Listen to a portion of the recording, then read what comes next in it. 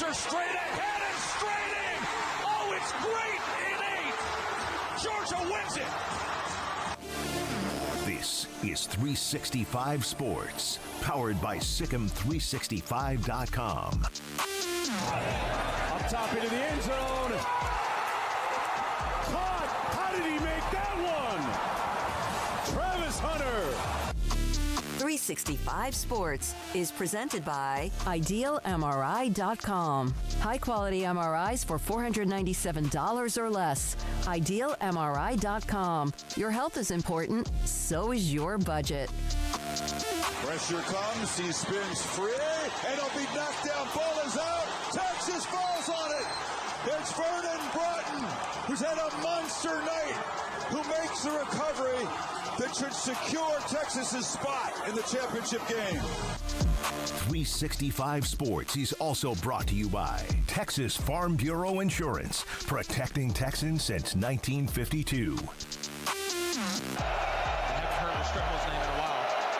That's where they're going. On a screen, Xavier Restrepo fumbled the football. Devin Gray atop to the races. Ward to beat. Scoop and score. 365 Sports is turbocharged by Unite Private Networks. Find out more at uniteprivatenetworks.com. McCree, the tight end, on the move, will pull it up and throw the sideline. It's intercepted by the guy that's been picked on all day. Christian Gray down the sideline. Gray still going, and he is on his way for a Notre Dame touchdown. Now here's Paul Catalina and Craig Smoak. Welcome in 365 Sports. Paul Catalina and Craig Smoak. A loaded show today. Eric Heft, Iowa State radio color analyst, with us in about 20 minutes. Sam Kahn of The Athletic at 3:40. We'll talk about the Big 12 and SEC title game between the two of us at 4. Chris Grant, the commissioner of the Southland Conference, with us at 4:30. Craig's off the radar at 4:45. Connor Argero, Saturday Down South, and Mickey Spagnola, DallasCowboys.com. And my top 5 is the 5 o'clock hour. A lot to get to. Craig was not here yesterday. Craig, you are not one who reacts to the rankings at all. Does it change as it gets closer, since this week is the last one, and, you know, no teams that aren't playing can't jump other teams that aren't playing? Do those things kind of, get your interest up when you hear those things? I'm interested in the rankings. I just don't buy, like, the first couple of sets. Those are not ones I put too much stock into, because I think there's a lot of overreacting, and I think that there's too many games left to play out for people to flip out too much on those first couple sets of rankings. But, I mean, now we're here to the point where it's, like, set up. Like, if nothing happens upset-wise this weekend, like, that's the playoffs. So, yeah, that ranking matters. That ranking matters a lot, because it's the final table setting before the final table setting. So, that was really interesting to see the other night. Boise State still getting the benefit of the doubt over – the Big 12's best bet at this point, which is Arizona State. Obviously, to see some of these games, I guess the most interesting to me, where the championship game, everybody involved in terms of the Big Ten and the SEC and maybe the ACC are all in, like, no matter what. Like, the SEC championship game, like, both those teams are in the game. The Big Ten championship game, both those teams are in the playoff, I should say. And if it turns out a certain way, perhaps that's the case with the ACC as well. And the Big 12, for the life of them, can't get a sniff of more than just a little bit of respect of, like, hey, here's your sole spot that you're allowed, because basically you're a power conference. But I get the feeling like if they didn't have to include Arizona State, they wouldn't do so. Like, that's the vibe I get. So, that was interesting to see. Not surprising that there's just the one Big 12 team and a lot of others are racing for, but the whole Alabama, Miami, Ole Miss conversation is all very interesting as well. And how about Indiana, man? Like, for all that talk, like, they basically just got to cruise into a playoff spot. I mean, they handled their business for the most part, but played the one tough game, lost that game, and they just get to sit around and get a playoff spot. And if they were in the Big Ten, I don't think that would be happening. But, it's fun to see how this is sort of taking shape, even though I know it's led to more anger and maybe for some disinterest in college football than ever before, because there's a lot of people that aren't enjoying this whole playoff back and forth conversation. And you knew that was going to be a part of this to some extent. Now we're seeing it in real action, and it's been interesting to see how people either love that or hate that or don't know how to quite make out what that is supposed to be. Well, if Indiana was in the Big 12, they would be BYU. Yeah, exactly. BYU has a resume that comparable to anybody else who's not playing in a championship game but had a good season. They have Miami and BYU's resume. I would even argue that BYU's might be a little bit better than Miami's. They have, the losses are kind of the same. I don't really differentiate between the two that much, other than Cam Ward plays for Miami and Jake Retzlaff plays for BYU. That's the biggest thing. That's the biggest thing. And I get that's a factor, but you would not be wrong in saying that people are upset about the playoff back and forth and is causing a lot of nerves. One of those people, and this is 3.5 minutes that you can spend with Brett Yormark right now and hear his disgust with the playoff committee. And he is the first conference commissioner. Not there's been ADs and stuff. And I do think it's funny. Yesterday, you weren't here, Craig, but we talked about the Rick Hart and Jamie Pollard back and forth, which I don't think is the productive use of the energy. They should be more mad about 9-3 Alabama. Yeah. And that's where you should be mad at. I think Brett Yormark is finally the first person who's in that fraternity of commissioners that's kind of saying hey, wait a minute now. Let's focus on where this ire needs to go. And let's hear from Brett Yormark right now. I'm a pretty transparent guy, and I speak what's on my mind, and I'll look to do that right now. The committee continues to show time and time again that they are paying attention to logos versus resumes. I've said that before. I want to say it again. And I say logos because they're concentrating on team logos and conference logos. Strength of schedule should matter, and wins against Power 4 opponents should matter. 74% of the Big 12 wins were against Power 4 opponents this season. Meanwhile, the group of 5 is 11-80. I want to say that again. 11-80 versus Power 4 teams this season. And in no way should a group of 5 champion be ranked above our champion. And I'm going to say that one more time. In no way should a group of 5 champion be ranked above our champion. ASU and ISU each played 10 games against the Big 12, SEC, and Big 10, winning both P4 non-conference games against the SEC and the Big 10, and winning 7 of 9 P4 conference games. Boise played 1 game against the Big 10 and lost, and that was their only P4 opponent. The committee clearly focuses on the wins and loss column. Going by that principle, no 3-loss team from a Power 4 conference should get a bye over a 2-loss champion from the Big 12. I'm going to say that again. No 3-loss team from a Power 4 conference should get a bye over a 2-loss champion from the Big 12. The format is playing out with the excitement we thought. Many of you have asked me, what do I think about the format and would I change anything? And I'll just restate what I've said earlier this season is that, the 12-team format was something I certainly advocated for. I thought it would create a lot of excitement, a lot of fan engagement, and that November would be a month that would be truly magical just based on all the different scenarios that could play out. And I think that's happened. At the conclusion of the season, obviously, the management committee will come together and we'll figure out what that format should look like moving forward. And do we need to improve it in any way? The one thing that I am concerned about, candidly, and something that I'll address with Richard Clark at the right time is I need to better understand, and I think I speak on behalf of the full management committee and the commissioners, what are the key metrics that are being used as we think about the rankings each week. Because strength of schedule was something that was identified for me early in the fall as a very, very critically important metric. And I'm not sure that has happened, at least to date. So in addition to exploring if there's a better format or not, certainly I think we need to clearly understand what are the key metrics moving forward and how schools will be ranked in the future.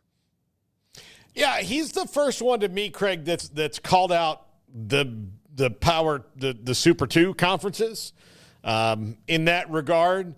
He didn't do it by name, but you knew he was talking about. But yeah, I don't think he's wrong about any of it. I do think that I kind of agree with everything he said. I wish somebody would come out and say, we are basing the SEC in particular's place in this on things they did before this year, not things that they did this year. And that's what we have to weed out of this. And I think if you weeded that little part out of it and said every time that somebody said, do you really believe that Ole Miss wouldn't run away with the Big 12, or that if South Carolina was in the ACC, that they wouldn't be 12-0 easily. And you say, yeah, I don't believe that they would. And that's why we play the games. And this is about the kickoff of week 1 to the end of week 13 of game 13 and the championships, and what the resume is there, and not the resume was a year ago, 2 years ago, 10 years ago. Yeah, I mean, everybody's having to lobby now, and Yormark, with the way the Big 12 is being viewed right now, certainly I think it was time for him to probably step out and say something, especially seemingly stuck in that 12 spot in the back end of the rankings throughout the last month or so, no matter if it's been Arizona State. BYU got a little bit of a bump there for like a couple weeks, but then unfortunately they turned around and lost a couple games and then just sort of faded into the background. And I've seen, BYU fans arguing of like, why don't they still get a little bit of a sniff in comparison to some of these other teams that are getting long looks at the back end of the playoff, and why is their couple of losses just completely dismissed? Well, they happen later in the year. I think that's a big part of it, and back-to-back, and people were kind of just waiting for that perfect record to cave in, and it did. But it's legitimate to ask, like, why other teams with 2 losses are still being bandied about when BYU's the only team to beat SMU, for example, right? But, like, they lost, and then we didn't hear about them again. And, like, not even a sniff of having an opportunity to find their way back in without some luck, which they didn't get there in the last couple of weeks in order to get into the Big 12 championship game. But I think that he said what he obviously needed to say. I know there could also be some pushback on the whole strength of schedule argument, because that's very subjective.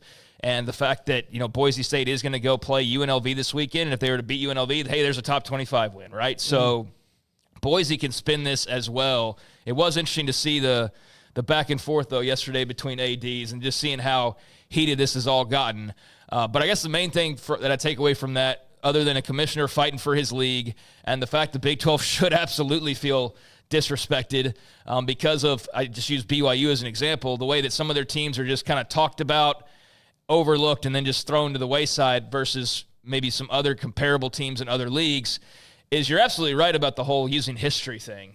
Like, that's what's maddened me throughout this entire year as well, besides the hypothetical of, well, you mean to tell me that South Carolina will, like, yeah, I do mean to tell you that, because we don't know, because there's the whole, having to play it out on the field. And I know there's been thousands of people over the last month that have responded to tweets like that saying, yeah, here's an example. Here's 5 bowl games that have happened in the last 4 years where, in fact, the underdog, fill in the blank conference team beat the mighty SEC or the mighty Big Ten or whatever. So I think that argument just kind of goes in circles because it's so subjective. But the part about that argument that is the most maddening is they've won 19 out of the last 20 championships. And I say that knowing that's not the right number, but it's pretty close to it.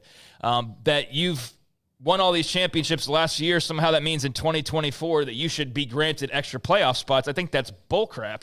And that part does need to be weeded out of the process, if it's at all a part of the thinking process, because it should have absolutely no bearing whatsoever on this year. And I can understand why some think that it should, or why it might be the tipping of the scales for some others, but it's supposed to be about the best teams this year, which I know then leads into, well, you mean to tell me then if we're just going off best teams that South Carolina wouldn't beat Kent? And so it's just a never-ending circle. But I do agree. There's been far too much of blanket statement, have won 18 out of the last 20, so South Carolina deserves to be in because the league's been great. That's a crap argument. South Carolina has their own resume that you can argue for, but because other teams not named them have won a bunch of national titles doesn't mean South Carolina should make the 2024 playoff. And there's just an example. I'm not trying to pick on them, but they're the flavor of the month right now, and it's been crazy to see how much history has been brought up in trying to make an argument for them rather than just the fact that Lenore Sellers is awesome and they're a super hot team. Yeah.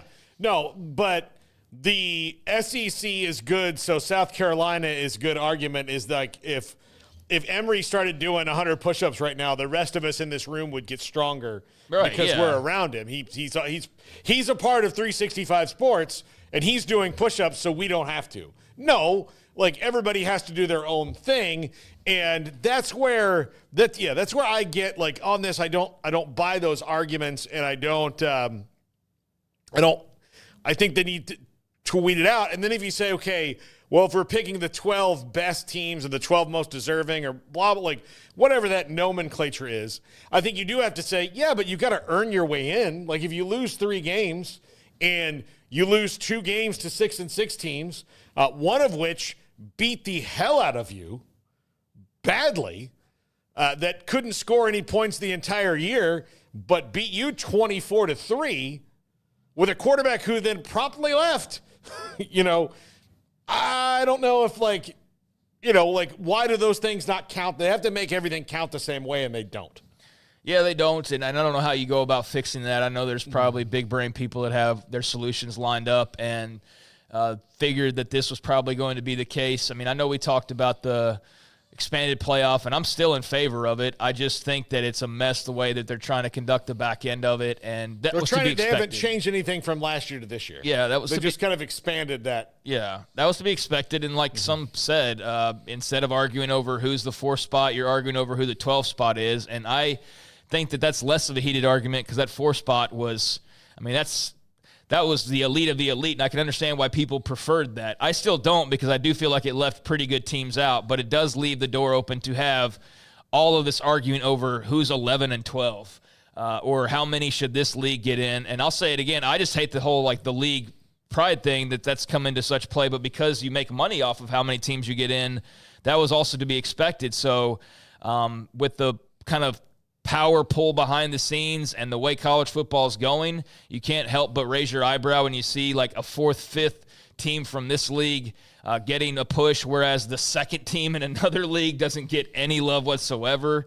That's hard to swallow, but it's not surprising either, unfortunately. And you just hope that the committee would do maybe more of a balanced job. I'll be interested to talk to Mack Rhodes whenever he's done and gets a little bit of a time to explore and explain his time on the committee and just see it from his point of view because he's a Big 12 athletic director. And I'm interested to hear kind of what's the conversation like and how much do you have to fight or do you even try to fight because it's not really about like boosting your conference per se, but it is about getting the best teams in. But is there a layer of disrespect that's like baked into this thing?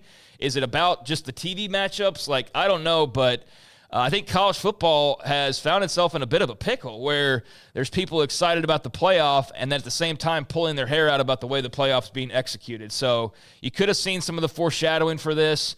I still think it's probably ended up a little bit messier than most anticipated, and I don't know what you do to fix it going forward. Yeah, I don't either. A couple of stories just to get to before we get to Eric Heft in a second, and some of these we'll save for a little bit, but all Big 12 offense and defense out there. Baylor's Josh Cameron made it as one of the returners. Not surprising that offensive and defensive players of the year, Travis Hunter and Shadur Sanders there. But here's the list. The top 2 running backs, Cam Skattebo and R.J. Harvey, in a league that's chock full of them. Taj Brooks and Devin Neal and a lot of dudes could be running backs on that team. Wide receivers, Tedero McMillan, Jordan Tyson, Travis Hunter, both sides of the ball, just amazing this year, and he's going to the Heisman Trophy because of it. But Craig, your thoughts on the offense before we get to the defense? I mean, that offensive player of the year, I mean, Shador makes a lot of sense, but I think you had a lot of really good candidates for that. I get that, though. Defensive player of the year, Travis Hunter. I mean, that makes all the sense in the world. Just looking around, that newcomer of the year, I thought offensively, Bryson Washington of Baylor had a real crack at that, but I can understand Jordan Tyson, especially with the Sun Devils going on the run that they have to make the Big 12 championship game. I think you could argue, you kind of get into some discussions about some of these and boil it down a little further and maybe trade some guys out. I think I saw an interesting conversation about like Will Ferrin at kicker. There's a couple of other guys that maybe you could have made a case for. Nothing against him, just maybe another guy's technically better. But again, that's all subjective, so you're going to get a lot of that with these types of teams. Freshman of the year offensively, Sam Levitt. That makes a ton of sense. And Josiah Trotter from West Virginia, who did I see he's transferring out? He's in the portal. So yeah, he's named freshman defensive player of the year and transferring out. So that's a really tough blow for West Virginia. But you're going to expect some attrition when you're changing over coaching staff. So I don't know. I think a lot of these make sense. And I was trying to think of there was an argument I saw going on earlier, or a mention that I saw earlier, and now I'm blanking on it about. It was Joey McGuire putting out a tweet in support of Taj Brooks, and he posted kind of like this conversation we just had, he posted the all-time rushing yardage records in the Big 12, and it's like, that's great, but that has no bearing on this year. Mm-hmm. Like, this is not a career award. I understand, but I totally get him fighting for his guy, and I totally get if you feel like Taj Brooks got jobbed because he is a great player, and he's certainly deserving of a lot of accolades. Instead, the league went with Scadaboo, who you can't argue with. I mean, they've got nearly identical rushing numbers, and Scadaboo has a little bit more receiving-wise. So maybe that's what tipped the scales in his favor, and the other was R.J. Harvey.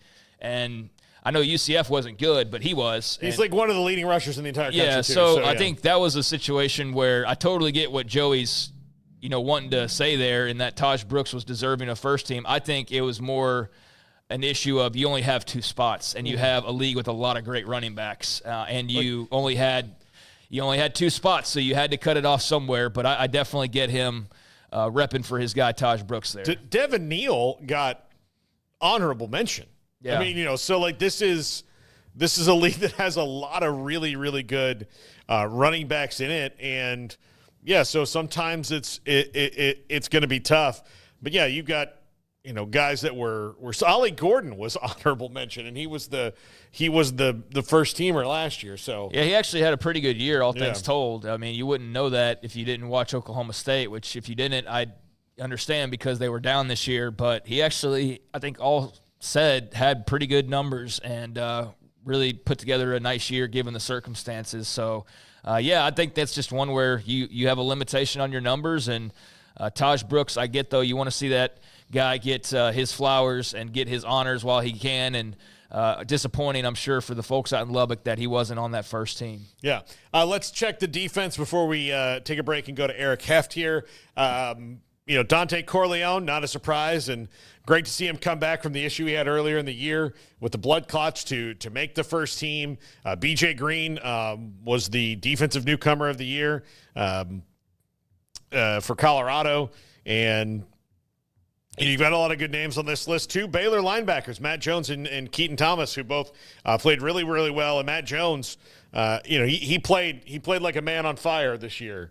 A lot of the time. And finally, after his entire career here at Baylor, they found a way to make his craziness effective. Mm-hmm. And it really did work out for them. He got in the backfield a lot. He made a ton of big plays. Jacob Rodriguez from Texas Tech is one of my favorite players to watch. And then, of course, a couple of DBs from Kansas. They had such a great secondary this year. But any thoughts on the defense, Craig, that jump out at you? No, I think that's a side of the ball where you could have projected a lot of these guys in the preseason. I think a lot of these guys, looking back, probably were projected to be here. I mean, that's a really good-looking secondary with Hunter and Halsey and the KU duo there. That's a pretty good group, even though those KU guys were they were sitting there with their hands full last Saturday. Yeah. Baylor kind of tore them up, but they were good throughout the year, so that's a good group. Keaton Thomas was a great addition for Dave Aranda. He was super productive, and he'll be back next year, and he's one of their core pieces they're going to be building around. Jacob Rodriguez and Matt Jones, both mainstays with their respective programs. Alford, I should have mentioned him with the other four. I left him out there, but again, just a really nice secondary unit there. And then, cool to see Dante Corleone make it, like you said, after the scare over the offseason. BJ Green, Defensive Player of the Year, speaks for him, and the rest of those guys, I think, speak for themselves. So Palmer Williams there, the punter gets attached to the defense, and he certainly, I think that was a no-brainer, just having watched him throughout the year and his averages and the way he booted the ball. So nothing jumps out. I'm sure I'm probably, somewhere some West Virginia fan or Iowa State fan or whoever's like, I can't believe that this guy's not on there. But just initial looks at it earlier today and now looks like a pretty solid group and no major complaints for me. When we come back, Eric Heft, Iowa State radio color analyst, with us on this weekend's game against Arizona State, them being back in the Big 12 championship game, 10 wins for the first time, and all of that. This is 365 Sports.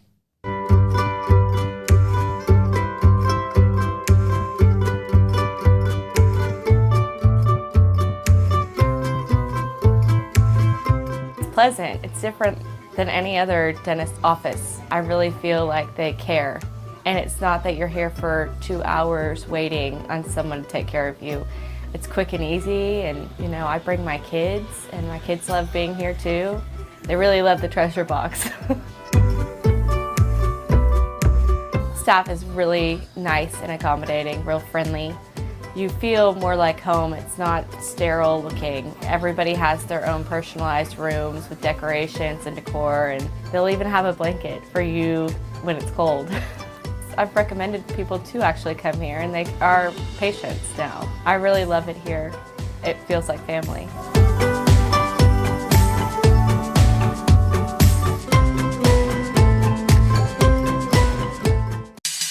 If you want quality and personalized service for all your air conditioning and heating needs, call Tradesman Services. They're a family-owned and operated company that has served Texans for over 30 years. Tradesman offers maintenance plans starting at just $12 per month and a free service call for all new customers. They're also experts in geothermal design, installation, and service. Visit them online at coolingwaco.com.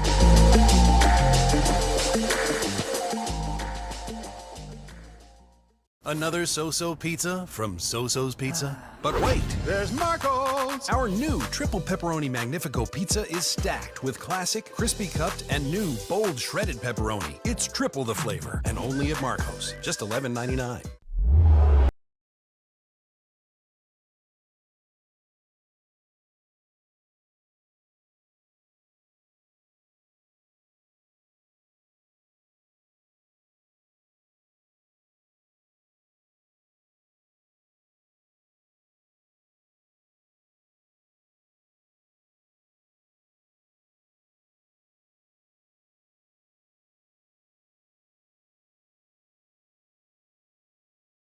Developed by Startup Waco, a nonprofit organization, GXG is a program designed to support the entrepreneurial development of Baylor University student athletes through NIL activations. The program helps student athletes maximize their platforms and offers a comprehensive support system for them to create and grow new businesses that not only benefit themselves, but also uplift the local economy.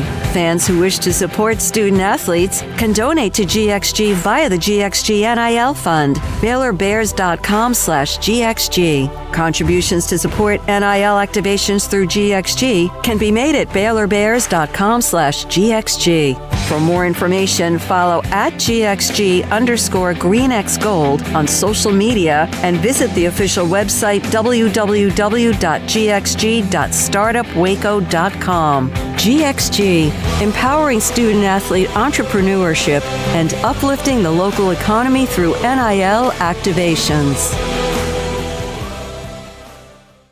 Don't Don't miss our best price deals during the Black Friday sales event at Allen Samuels. This month, save big on the truck you've been looking for, like the new Rams. Shop our great selection of inventory in store or online today at Allen Samuels in Waco. This is 365 Sports. The 3 o'clock hour is sponsored by Waco Custom Marketplace. Meats, sweets, Texas treats, and a cut above the rest. 425 Lake Air Drive, Waco. Welcome back to 365 Sports. We are efforting our next guest, and we will get to him in just a moment. But Paul taking care of that right now. He's going over the Big 12 teams. I know another guy, I mentioned Joey McGuire, kind of going to the table for his running back in Taj Brooks, which makes a lot of sense on the all Big 12 teams. I think Baylor kind of putting some of that out there when it comes to their quarterback in Sawyer Robertson. Not that he would be selected over Shedeur Sanders, but I think maybe hoping that he would get a little bit more love. But instead, second-team quarterback Sam Levitt, which you can understand. That's where Taj Brooks also found himself on the all Big 12 list. But interesting to see all the names coming out, and here we have arrived at the end of season accolades, and it's fun to kind of sort through those and see what's what. But, yeah, some of them will leave you scratching your heads. I think that's a byproduct of just so many teams and I think an inability of voters to kind of know what they're talking about all over the entire league sometimes. If you kind of maybe have some blind spots, but that's just my own personal speculation as somebody who tries to cover it as thoroughly as possible. But, Paul, do we have our guest? We do. Eric Heft, Iowa State radio color analyst with us now. And, Eric, this in Ames has to be just a wave of excitement and giddiness that not only are they back in the Big 12 championship game, but it's the 10-win season for the first time in school history.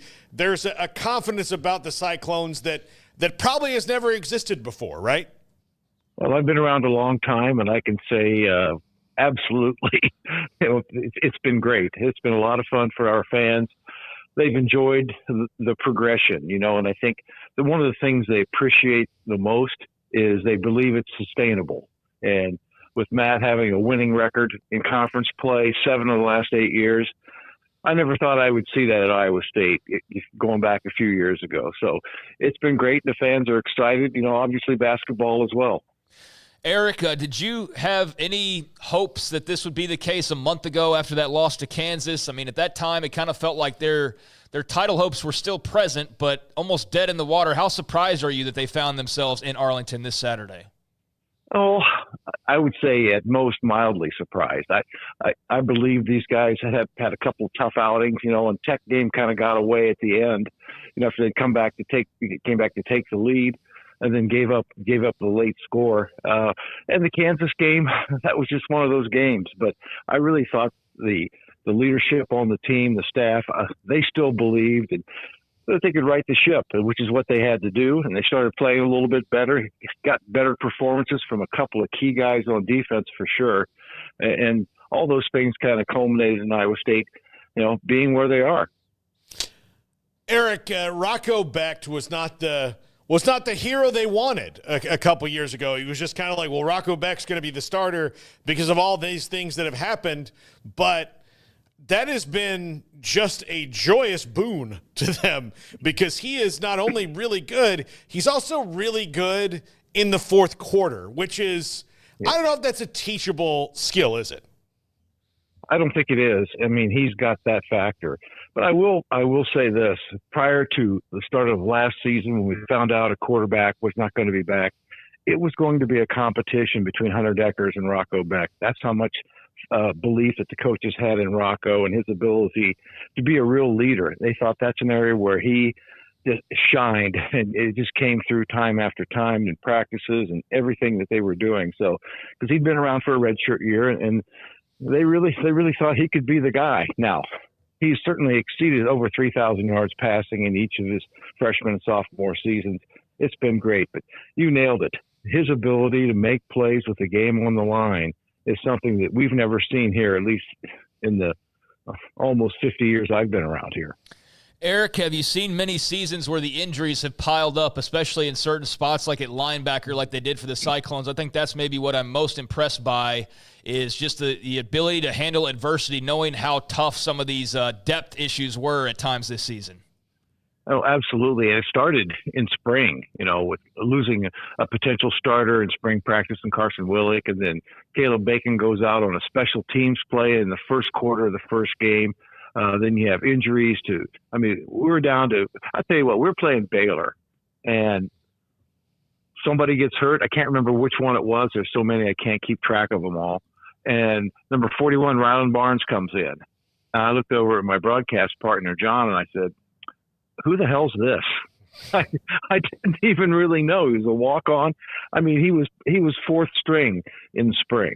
But he came in, started some games, and did a pretty good job. But when I mentioned some of the guys have stepped up in the last 3 weeks, in particular, Jack Sadowski, a guy who started every game as a true freshman at middle linebacker last year and hadn't played really this year. He stepped up and played well in that spot. So that's one of the things that's really made a difference for Iowa State. That and getting Will McLaughlin, the guy who had started every game last year, he came back and was able to play for the first time 3 weeks ago. So those things really kind of got things back on track in terms of just communication, because these linebackers, we were starting 3 freshmen. When we played Iowa this year, they had, I think, something like 85 starts returning at linebacker. We had 1 between the 3, 1 career start. So it's been tough. But the injury thing has been pretty much 2 positions. You always have your nicks and bumps everywhere. The linebacker position and the tight end position. Ben Bramer's hardly played at all this year. Tyler Moore went out. A young man from Oklahoma, Cooper Alexander, who they think is going to be a star.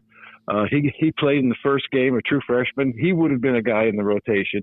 He's been out for the year. So there's two positions that have really hurt. We have had guys step up, and that's been one of the keys. Eric, Matt Campbell has always been like this steady Eddie guy. Last year, it looked like some of the fan disappointment and the complaints were getting to him. Now, winning cures all of that, obviously. But have you seen maybe like a change would be a big thing, but maybe a slight difference in the way he's kind of approached expectations in this year and just kind of riding the wave a little bit better than he did a year ago, where he lost his cool a couple times, and that's not customary of him. Yeah, I think only once, and he's challenged right after a loss by some purported fan. Nobody even knows who he was at a game in Athens, Ohio. It pissed him off, and it certainly would have me too. But he's really handled things. He's been even keel pretty much the whole way. And our fans have been through a lot over 133 years of football, and a lot of it hasn't been all that good.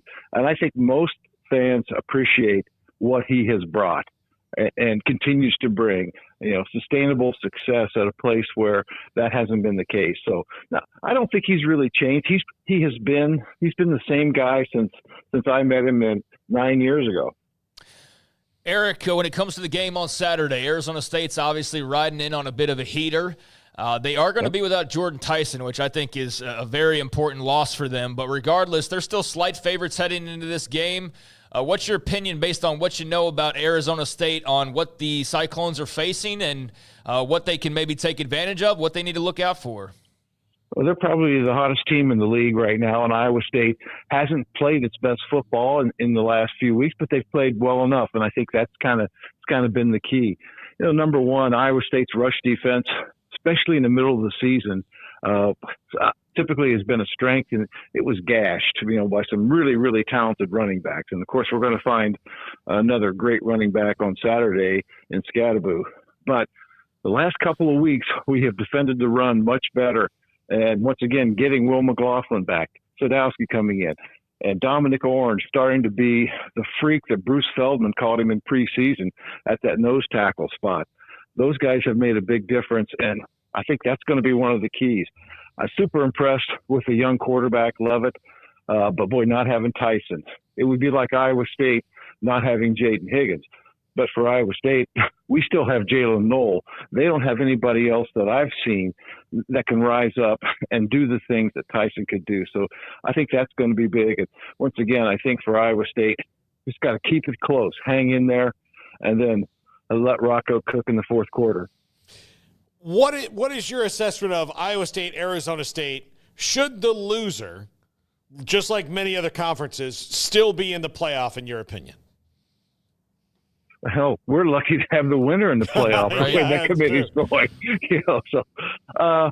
No, I don't think so. Not necessarily, because the losers are going to have 3 losses, and I think that's kind of a line I don't know that you want to cross for any team. I don't care what league you're in. If you've lost 3, especially when a couple of them were to 6-6 teams or worse, I don't think any of them should be in. So I would say this year anyway, I would say no. Now, if we had 2 10 or 11-1 teams playing and one loses, absolutely, I think they should get in. But this year, I don't think that's the case. Eric, I know Iowa State was in Arlington just a few years ago to play Oklahoma, came up a bit short, but what's the excitement level comparable to that? And you expecting a pretty big caravan of Cyclones fans making their way to North Texas this weekend? I assume there'll be quite a few fans there. You never really know. A lot of them just got back from Maui for the basketball tournament, and they're looking forward to the playoff or bowl game too. So, it's always short notice. I would hope there would be a lot. But as far as the excitement, got to remember, 2020, we were playing in front of half empty or less football stadiums in the COVID year.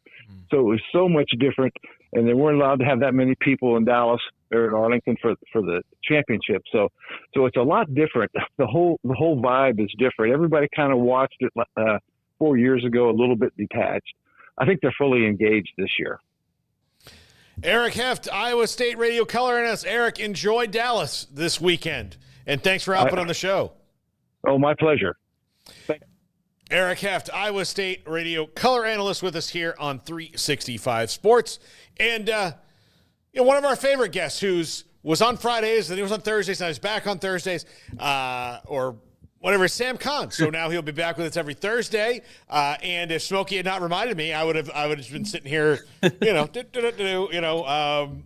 you're going to be tomorrow. But Sam, before we get into the playoff and everything, the game didn't match the energy of the beginning of it in Kyle Field. But what were your emotions like, or your just reactions to the pop at the beginning of that? It was like in wrestling. Like, it was just like John Cena coming out. It was unbelievable, the open of that game. Yeah, it was everything that I hoped it would be and wanted to be. When I got to the grounds at Kyle Field and I parked my car, I couldn't make a phone call. And I got there 3 hours before kick because my cell phone wouldn't get a signal because there were too many people outside. And the last time I remember that happening in College Station was when Alabama came in 2013, the year after Johnny Manziel beat them in Tuscaloosa when they came back for the rematch. That was the last time I remember, about a quarter mile from the stadium, I couldn't make any calls. And so the people, the energy, the whole vibe of the stadium was great. The game itself obviously didn't live up to it, but I still enjoyed every minute of it. The stadium was rocking, and I'm glad those two teams are playing again. It's the way it should be. What'd you think of the outcome, Sam, and just the way that game flowed as far as a rhythm and what it showed us about both of those teams? Yeah, I think, for one, it went somewhat like I expected it. I expected Texas to control it and be in control. I thought A&M would put up a little bit better fight because of the home crowd and everything, but the bottom line is Texas is a better team up and down the roster. They're way better and more diverse in the offensive skill, and they're a better defense at this point too. And you could tell that this was a year 4 team for Steve Sarkisian that has been building and building, and this is a year 1 team for Texas A&M. And one thing that I think that people haven't realized, and it really didn't hit me until the next day, is I think it's, I don't want to say surprising, but I think it's actually pretty admirable that A&M was in a win-in-you're-in situation in the final game of the year to get into the SEC title game, because when I look back at that roster, and I was going through as we talk about the transfer portal opening next week and players are announcing, I saw Connor Wegman announced, Gabriel Brownlow-Dindy also announced, 2 guys who were part of that 22 class. You remember that number 1 signing class they had in 2022? There's 5 of those. Of the 30 guys they signed, 5 of those are starting right now. And about, I think, a dozen of them are still on the roster. Most of those guys have transferred out. And so when I looked at the disparity in talent on the field, I started thinking to myself, all those guys that should have been third-year players, that should have been the heart of your roster, that were in that 2022 class, most of them are somewhere else now. Sam, on Connor Wegman, what do you think is a fit for him style-wise? Like, does he need to be in kind of an offense like Iowa or maybe Louisville or something like that? Maybe Mizzou, that's like more of a straight drop back quarterback offense? Yeah, I think that's going to fit him better. Something that allows him to just rip it, just cut it loose. That's what he's good at. Now, he can scramble and he can run around and he can create. That was what made A&M fall in love with him, and a lot of college recruiters fall in love with him when he was a high school prospect at Bridgeland, because he could run and he could freelance and all that stuff. But he's not a straight line runner in the way that Colin Klein's offense needs it to be. And so I think from that very first game against Notre Dame, you could just tell it wasn't a fit from a schematic standpoint. And it's unfortunate, because I think he really wanted to work there. I think he thought he was going to go in there and kill it this year and maybe go into the draft next year. There were some conversations about him being a high draft pick next year. Obviously, that's changed, and now his plans are going to be elsewhere. But I think if you can find something that isn't necessarily super heavy on quarterback run, isn't heavy on RPO, something that allows him to just kind of drop back and cut it loose, I think that's going to be the best fit for him. Couple really big hires by Joey McGuire here in the last 24 hours, Sam. I mean, they lose, obviously, Zach Kitley to go, start his head coaching career, which is understandable, and they get rid of Tim DeRuyter after a couple rough years defensively. But to go get Sheil Wood from Houston and then to turn around and get Mac Leftwich from Texas State today, I mean, that's about as big of a swing as Joey McGuire could have taken, right? Yeah, I mean, you're talking about 2 of the more underrated coordinators in the country who have been hugely responsible for their team's success. That's about as good of an answer as you could have. And I was really impressed. The Sheil Wood hire was exceptional, but I was impressed that Texas Tech was able to get Mac Leftwich because they weren't the only suitor for him. Utah was sniffing around. There actually was calling around yesterday, and he was supposedly in, I think, Salt Lake City. But Utah was making a hard run at Mac Leftwich as well. And I joked with a friend. I said there may be a bidding war. I said Cody Campbell may have to pony up for Mac Leftwich, and you know what? I guess you can count on Cody Campbell to pony up because they got him. But that's a huge response. Kitley deserves a chance. I think he's done a really good job. He's rised up the ranks really quickly. DeRuyter, I really liked him. I think he's a good coach. They really struggled on that side of the ball this year, and you can't be where they were. And I think it's a minor miracle that they won 8 games when you look at where they ranked defensively.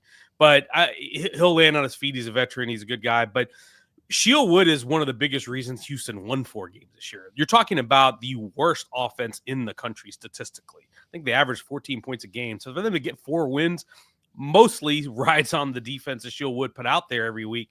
And Mac Leftwich, I think, has a lot of attention goes to G.J. Kinney because of his offensive prowess and his quarterback background. But Mac has had a pretty big hand in that offense as well. And I think has quietly, maybe not everybody in the country has noticed, but those who paid attention knows that he has his fingerprints all over what's gone on at Texas State. What do you think about Slade Nagel taking over and reuniting with Willie Fritz there at Houston? Not surprised at all. Actually, when they made the move to fire Kevin Barbay, that was exactly my first thought. Was I thought they would try to go back and get Slade Nagel.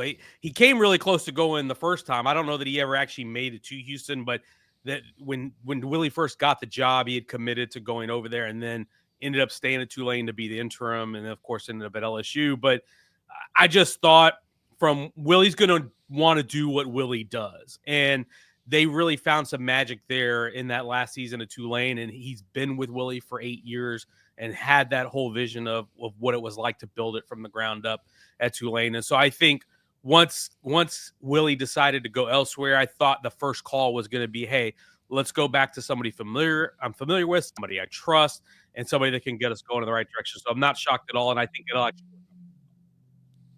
What do you think the future holds for Jackson Arnold? That's a great question. It's, these situations with these quarterbacks who are thrust into the spotlight pretty quickly, and a lot of times they ask for it, because I think had Jackson Arnold not been the starter this year, he may not have been in an OU uniform. But it's going to be interesting because I think he's still talented. I think you have to do the calculus as a coach and a coaching staff when you have these guys who are out there who have been through the ringer and been through that. You have to do an evaluation. It's really hard to do of their psyche. Are they ready to come out and be the kind of player that you thought they would be when they were a recruit? I think there won't be a shortage of suitors for him. I think it would be smart to probably stay somewhere in this region. He's a Texas high school kid. He's super talented. I know there's plenty of schools down here who would love to have a quarterback of his talent. We just talked about one. I mean, I think he'd fit really well in what Houston does offensively and what Slade Eagle's going to do. I think he would fit really well there. I don't know if he wants to do that or if he wants to still try to be at one of those more blue blood type programs. That's really up to him and his dad. But I still think he's a talented guy. I didn't love the way Oklahoma handled that situation, to be quite honest with you. But again, I think you're a hard spot as a coach when the pressure's kind of put on you. They had to make the decision with Gabriel, and we left it where we left it. But I do think that sometimes we move on from these 5-star and these young, either freshman or true sophomore quarterbacks. I think we move on from them really, really quickly when they are not necessarily the only reason things are going wrong. Sam, Oklahoma's hired Ben Arbuckle. 29 years old. You really will make us feel unaccomplished about where we are in middle age. But if he's already the OC at major college programs in his 20s, obviously the talk is going to be about John Mateer and what he does at Wazoo if he goes there or not. But that offense is going to change a little bit because it's a slightly different system than before. What do you think they look for overall in an offense? And look, Nick Anderson in the portal today, too, a wide receiver, didn't play for them much this year due to injury. They've got to kind of build it from the ground up, don't they? Yeah, 100%. And you have to because, from a personnel standpoint, they're going to need to reload. They were obviously so thin in that receiver room because of the injuries, and they had so many ailments on that side of the ball. So, one, you've got to rebuild from a personnel standpoint. You got to rebuild up front, which is hard to do in a short amount of time. But schematically, I think tearing the studs down and just hiring a guy with a vision and somebody who's had a scheme that has succeeded, I think it is the right move to go with. And so I think Arbuckle, if he can get Mateer, that's best case scenario. You can almost have, like we saw a few years back when we talked about Zach Kitley, when they took all those guys from HBU to Western Kentucky. I don't know that you're going to go quite on that scale, but if you at least get your quarterback to come with you, then you have the familiarity with scheme. And that's one thing when we talk about quarterbacks in this game and we talk about the portal, that's one thing that is super underrated is knowledge and comfort level in the scheme. So having somebody that knows what he does and runs it is invaluable. So if you can get Mateer, who I think is a tremendous dual threat, great player, was a lot of fun to watch if you watched Wazoo this year, I think that'd be an ideal fit. But they've got to outfit everything around him. Again, Jackson Arnold and Michael Hawkins were not the only reason that team struggled. There were so many other issues around him. They've got to get that rectified as well. Is there anything Texas Tech could have done differently with Micah Hudson? I mean, I think that's just one of those situations where he's a 5-star. It was already, unlikely that he was going to end up at a place like Tech to begin with, so that's why it was such a big celebration. But I don't think anybody was too surprised by this, Sam. And so what could be done differently is an indictment on smaller schools and 5-stars moving forward. Just how did you view that story in particular? Yeah, I wouldn't make any grand proclamations, generalizations on it. I would say that I think when you are a program that doesn't recruit 5-stars typically, and then you get one, I think you have to recognize that sometimes you have to treat those guys differently. That's just the bottom line. We're in 2024. Player movement is very easy. It's very easy to get out and leave and go to another school. And if you want to keep that guy and you want to develop him, you have to find a way to do that, whether it's your day-to-day relationship with him, whether it's finding ways to get him the ball on the field or get him onto the field. And I get it from Joey's standpoint and from the coaching staff there. Are you going to sit your top 3 receivers who really carry the day for you? No, and I understand those are veteran guys. You're not going to want to just bench those for the freshmen, and that's not a good way you want to run your team, because your roster and your team is not dumb. They know who the best players are, and they know who really gets it done. That said, everybody you talk to over there this offseason has said how special a talent he was and how different he was, how mature he was. And if all those things check, then there's no reason why he shouldn't find the field a little more often, in my opinion, whether it's in a package situation, and I'm not saying you have to get him 60 snaps every game, but he only ended up with, I believe, 107 for the whole year. You got to get him more than that. And so that would be the only thing I would change. It's like, okay, do you take Josh Kelly off the field? Do you take Caleb Douglas? Do you take Koyikin off the field? No, but you can rotate receivers enough that you can find him some ways to get it, or in the punt return game, which they try to do late in the year. I think probably from a playing time perspective is the best way you could handle the better way they could have handled it. I think from an interpersonal perspective, just from the way they kind of built the relationship from a staff, I think they did fine with that, and I think they handled that pretty well. I think it comes down to a playing time thing. Sam, Iowa State, Arizona this week. Who you got in that one? I'm going to go with Arizona State. They've just got a vibe right now, and I hate to count out the Cyclones because they've been so good, and it would be so historic for them to win this. Given how long it's been since they won a conference title. But there's just something about that Arizona State team and just the energy and the vibe. And I have a hard time betting against Cam Skattebo. He has been just a monster for them. And I don't know. I just I think I'm going to ride the wave because they've just finished strong. They've done everything that nobody thought they could do this year.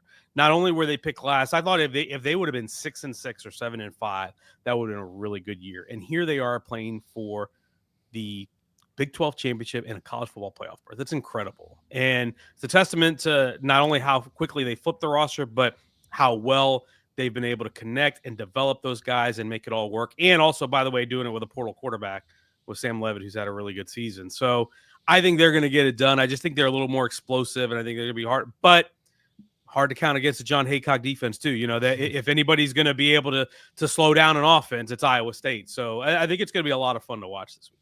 Yeah, I really wish Jordan Tyson was playing for the Sun Devils just so we could get like the full meal deal. I do think that's gonna hurt, but it should be a great game, and the winner should be in the playoffs, Sam. I mean, honestly, they should both be. Yeah, I'll be honest with you. They should both be. So thank you. So they're the only league looking like where their championship game, and I know the ACC with how that works with Clemson, that could go either way, but like the SEC guaranteed both their teams are in it. Big Ten guaranteed both their teams are in. The Big 12's like, hopefully our champ gets in. I don't know how you change that, Sam. I know Brett Yormark spoke a little bit today and was talking about that. Where do you just think of where we find ourselves with the CFP? Some of these problems were foreshadowed, but all this arguing, the politicking, and kind of just the flat-out disrespect or bias, where do you find yourself as a college football fan here entering the last week on the CFP and the way it's worked? Really frustrated because I think there was so much optimism and hope for what this would be when it first was conceived. And now here we are, and it's better than what we had, I'll say that, because we're going to have either Boise State or UNLV in it. We're going to have a Big 12 champ in it. And teams are going to get their opportunities. And so that's better than the 4-team invitational that we used to do.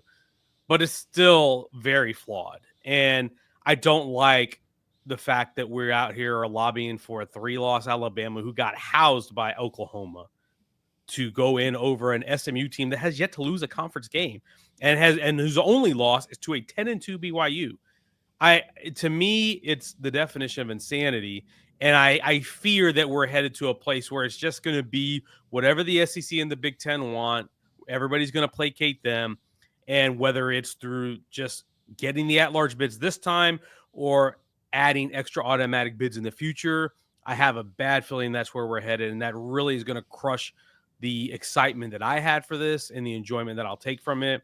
I will say that at this point, I was so excited for it at the beginning of the year. And now we've gotten here, I'm kind of jaded about it. I hate to say that, but I really am, because we talk about this conference, BYU's 10-2. They're not even going to get a sniff. Do you know that there is, in the Big 12, there are, I believe, 8 teams that have at least 8 wins this year? There's only one other conference that has as many teams with 8 wins, and it's the SEC, who, by the way, plays one less conference game. So they got those 4 non-conference games to build up their schedule. The Big 12 did that more than the ACC, more than the Big 10. They have fewer conference games than the SEC. So I don't get it, and it's frustrating, but I understand why we're here, and I fear for the worst. Well, I mean, Sam, I think part of this has been the reluctance of anyone to call out the SEC that, look, you've had a great run, but this year's not part of that. Like, this is a new time, and your best team has 1 loss right now, and that's Texas. And the second best teams have 2 losses and 3 losses. Yeah, and the problem is I think we're still treating not just the SEC, but I think we're treating every conference as a monolith. Mm-hmm. And they're no longer monoliths because they're too big. Mm-hmm. When the conferences were 8 or 10 or 11 or 12 teams, you could kind of get with that, and I could understand it. But when you get 16 teams or 17 teams or 18 teams, there is too wide a variance from top to bottom to just say, well, it's tougher in the SEC. Is it? Because not everybody's playing the same schedule. Yeah. Okay. The Texas A&M schedule and Texas schedule is not the same as Georgia's schedule.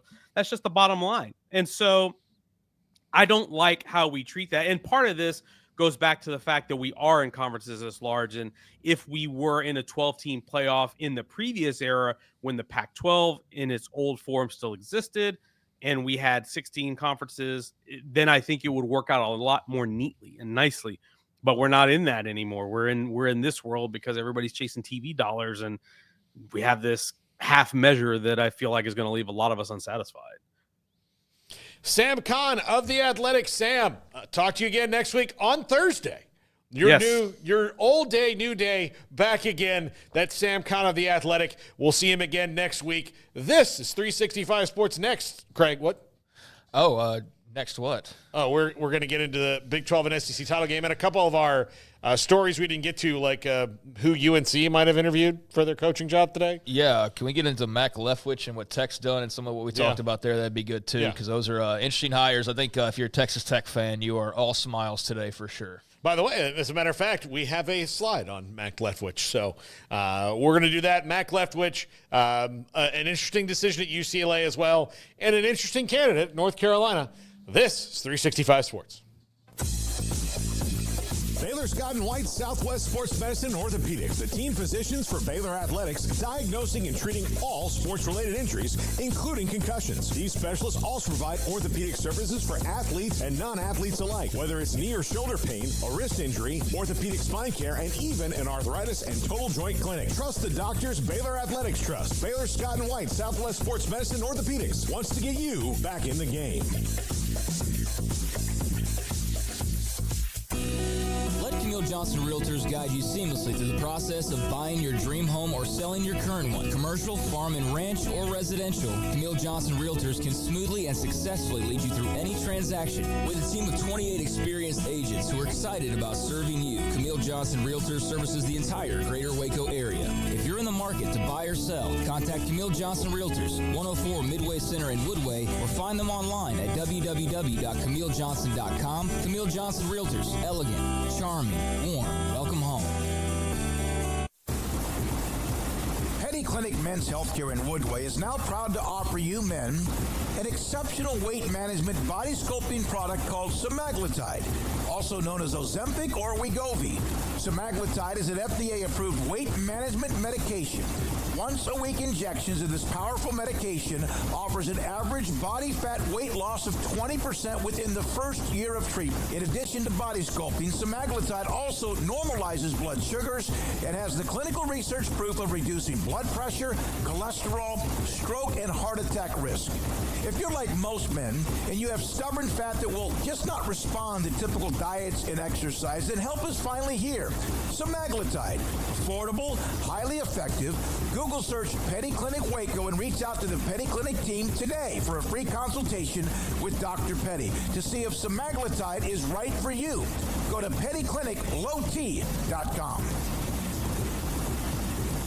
It's time to score big savings at the Kickoff to Savings event on GMC trucks at Richard Carr GMC. Take the winning drive with the Texas Truck MVP. GMC Sierra is the best truck on the road. Save $9,000 on 2024 GMC Sierra SLT models in stock with 2010 or newer approved trade-in. Plus, qualified buyers get 1.9% financing and no payments for 90 days. See dealer for details. Save big and score your deal at the Kickoff to Savings event at Richard Carr GMC. Richard Carr, they have the truck for you. Parenting is full of surprises. You never know what to expect. So after our son was born, I called my Texas Farm Bureau insurance agent to set up a life insurance policy in case something happened to me. Sawyer is now 2. And we'll soon have a sister. There's no one else I would trust with protecting my family. Stop by and see our agents at one of our 3 McLennan County locations. Coverage and discounts are subject to qualifications and policy terms and may vary by situation. This is 365 Sports, powered by Sikkim365.com. This segment is brought to you by Michelob Ultra. It's only worth it if you enjoy it. Containing only 95 calories and 2.6 carbs. Welcome back. Paul Catalina, Craig Smoak here with you on 365 Sports.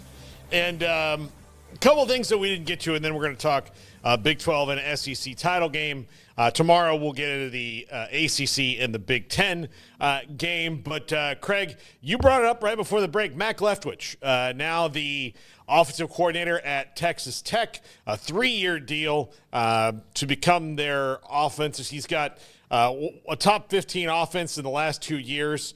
And you heard Sam say it, like, I don't know if Joey could have hit a home run any harder than he hit with both these coordinator hires, especially since Mac Leftwich was in a huge demand other places. Yeah, I mean, he mentioned Utah pursuing Mac Leftwich and others as well. And so I think clearly Joey had a game plan before the season even ended of what he was going to go out and do as soon as the season was over, even though they have a bowl game, obviously.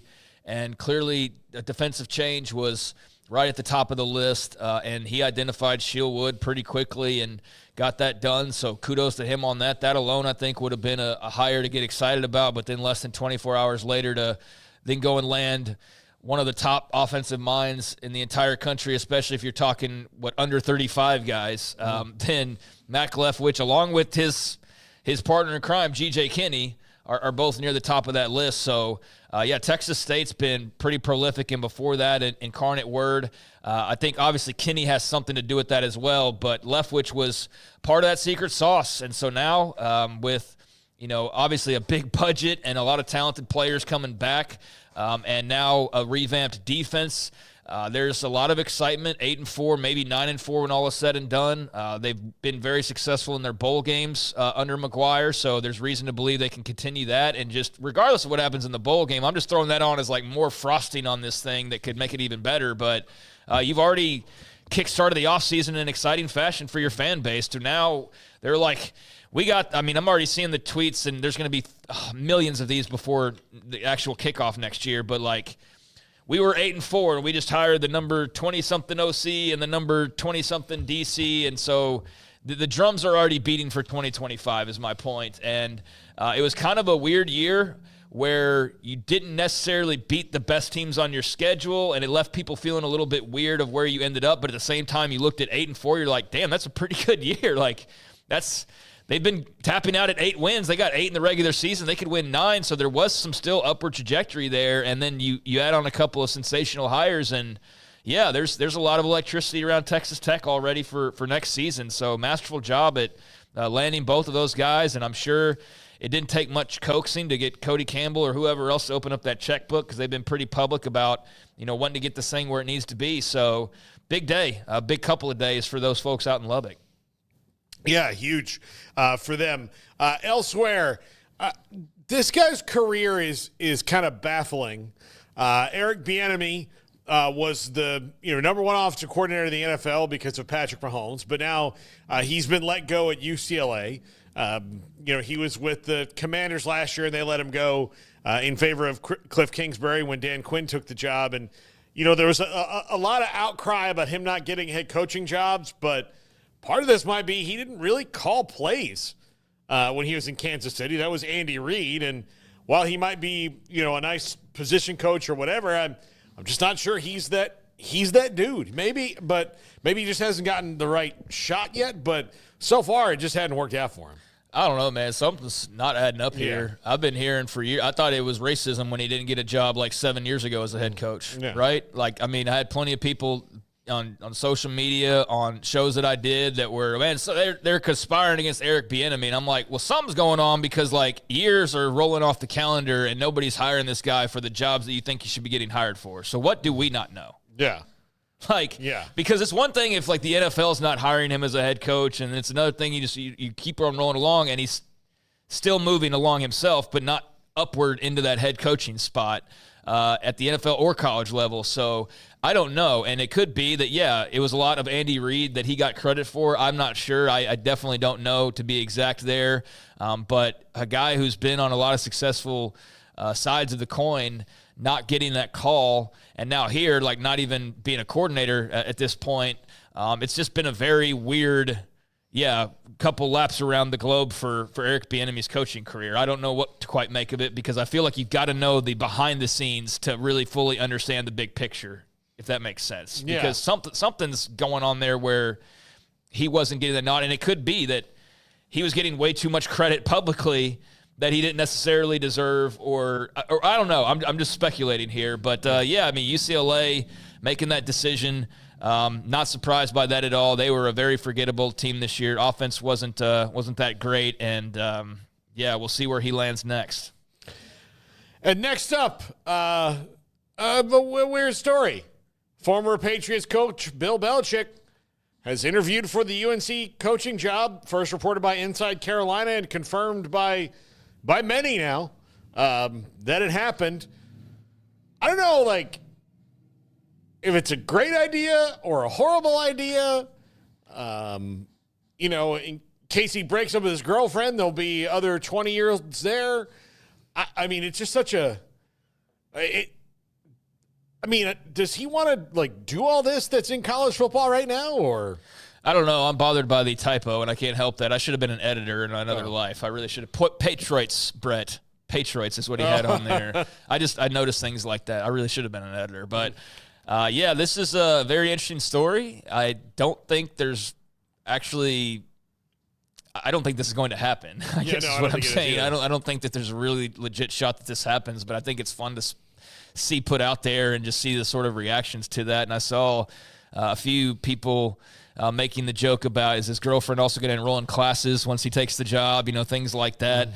So people having fun there. But, it's a weird name to throw out. And I guess the answer to would he really want to recruit and do all these things is like, well, does he really have to? I mean, you can just go hire a staff to do that, and you can also rely on your NIL to carry you most of the way. So just get coaches that deliver you the talent, and you just do the coaching thing. That's how I could see that working out. But I just think college football is too much of a mess for him to want to enter into at this point. I wouldn't want to walk into it if I was Bill Belichick. But then again, maybe that craving to coach is still there. Ultimately, though, I don't think this is all that realistic. I do definitely think people are kicking the tires and seeing what Belichick's level of interest is in certain things. But I don't see him going to North Carolina and starting a college coaching career up here at this stage of life. Yeah, this is from Andrew Carter, who covers North Carolina for the News and Observer. Source confirms report that Bill Belichick interviewed for the vacancy. He blew them away in the interview, which, I mean, if he didn't, that would be something else. Yeah. I mean, that would be just walking with all those rings on your hand. I mean, that blows people away. It's not really that big of a deal. We just kind of fell in. I mean, he's not going to be that guy. He's told Belichick's interest is high and genuine, but extremely unlikely to happen due to his age, 72, and lack of college experience. Yeah, I think it's an interesting thing to throw out there, but an interesting interview to conduct if you're UNC. I don't blame them at all for at least looking into the possibility, but it just doesn't seem like it's all that realistic or makes that much sense for really either side. As much as it would be cool if you're UNC, what are you really planning on long-term here? Yeah. That he just flashes his Super Bowl rings and that gets you top recruiting classes. And is he going to be building this so that when he's 78, like the 5-year plan's complete? I don't know. Yeah, it's fun to think about, but and look, they are to the ACC what I think A&M is to the Big 12 and the SEC in their lifetime, in that they have a lot of resources they can throw at everything, but particularly for football.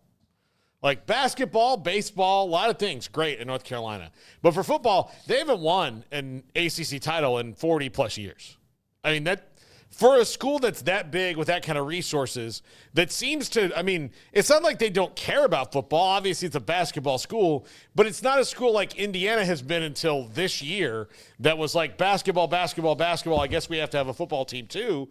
They've always cared. There's been some great players that played there. Lawrence Taylor played in North Carolina, and Julius Peppers, and I can go on, and they just underachieve constantly.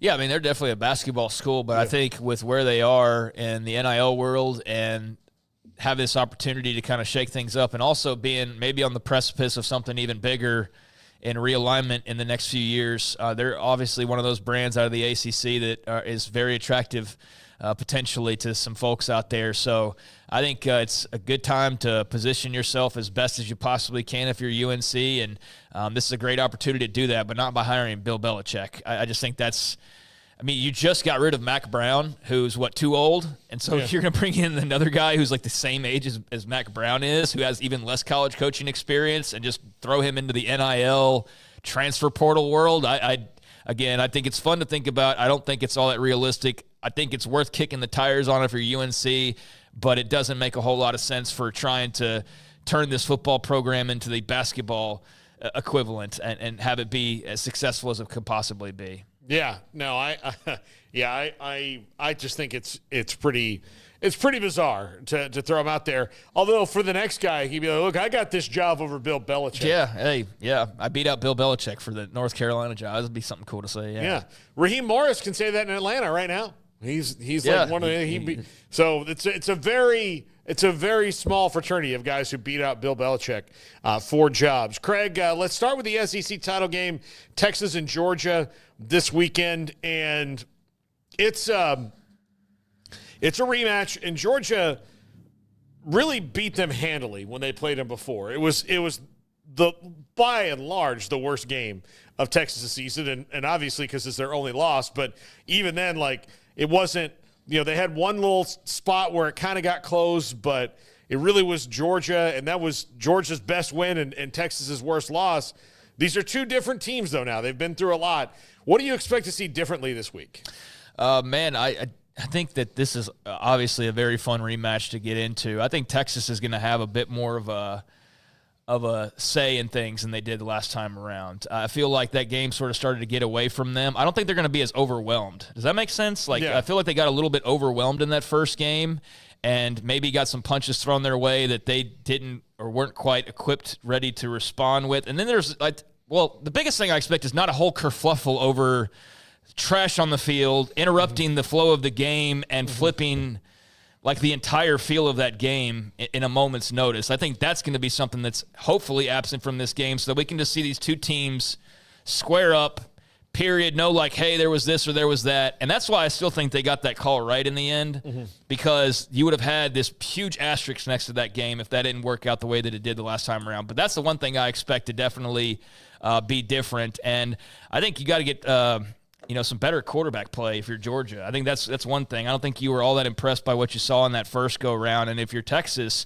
I think you expect a lot more out of your offense at this point. I think with Trey Wisner emerging the way that he has and just the way that Quinn Ewers has kind of gotten up for the big game during his career, I think he's been pretty successful in the bigger games. And I know that he's been a headache at times over the past few weeks where he can do something brilliant, but he also puts you in positions where you're at risk of losing. He makes a dumb decision that can kind of flip the momentum. I think Quinn Ewers will be sharp in this game. I think Texas is going to be geared up and full of confidence. I think Georgia will be as well, and I just expect a lot less nonsense and a bit more of a polished product on both ends. They know who they are a lot more now than they did the last time these two teams played. Yeah. They played a bunch of games. They've been through the ringer. They've seen each other.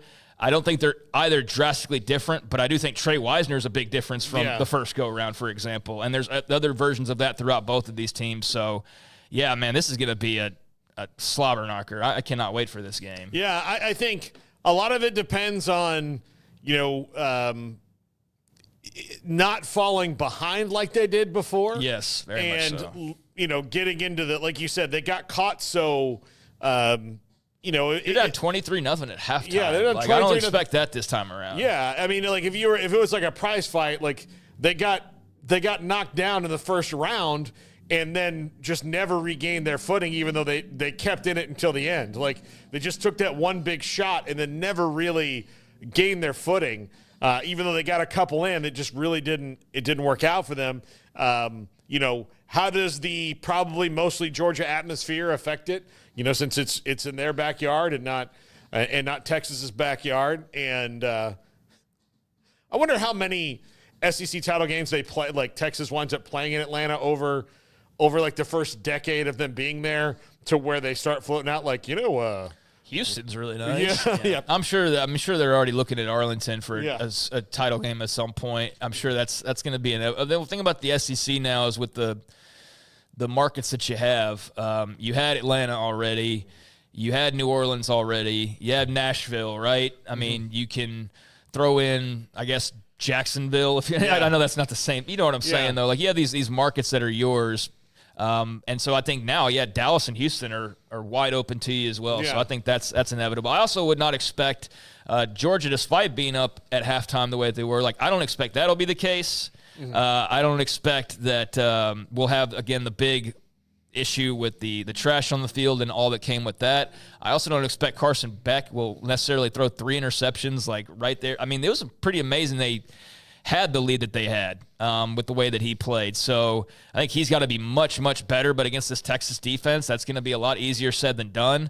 Georgia was unable to really be super effective in that game. Their defense really held them in there. So I'm expecting Georgia maybe be a little bit more polished this go-around, not turn the ball over as much. But I don't know, with this Texas defense and with as erratic as Carson Beck can be, then maybe he still does turn the ball over that many times. I don't know. He's very up and down. He's on a streak right now. He is. He is. I mean, yeah. So that's why I think it's probably not going to be a situation where you're throwing for less than 200 yards and no touchdowns and 3 interceptions. I would expect a better performance from him in this game with the second crack at the Longhorns defense. Yeah, absolutely. Big 12 is two teams very similar, Craig. Very similar in the way that they go about things.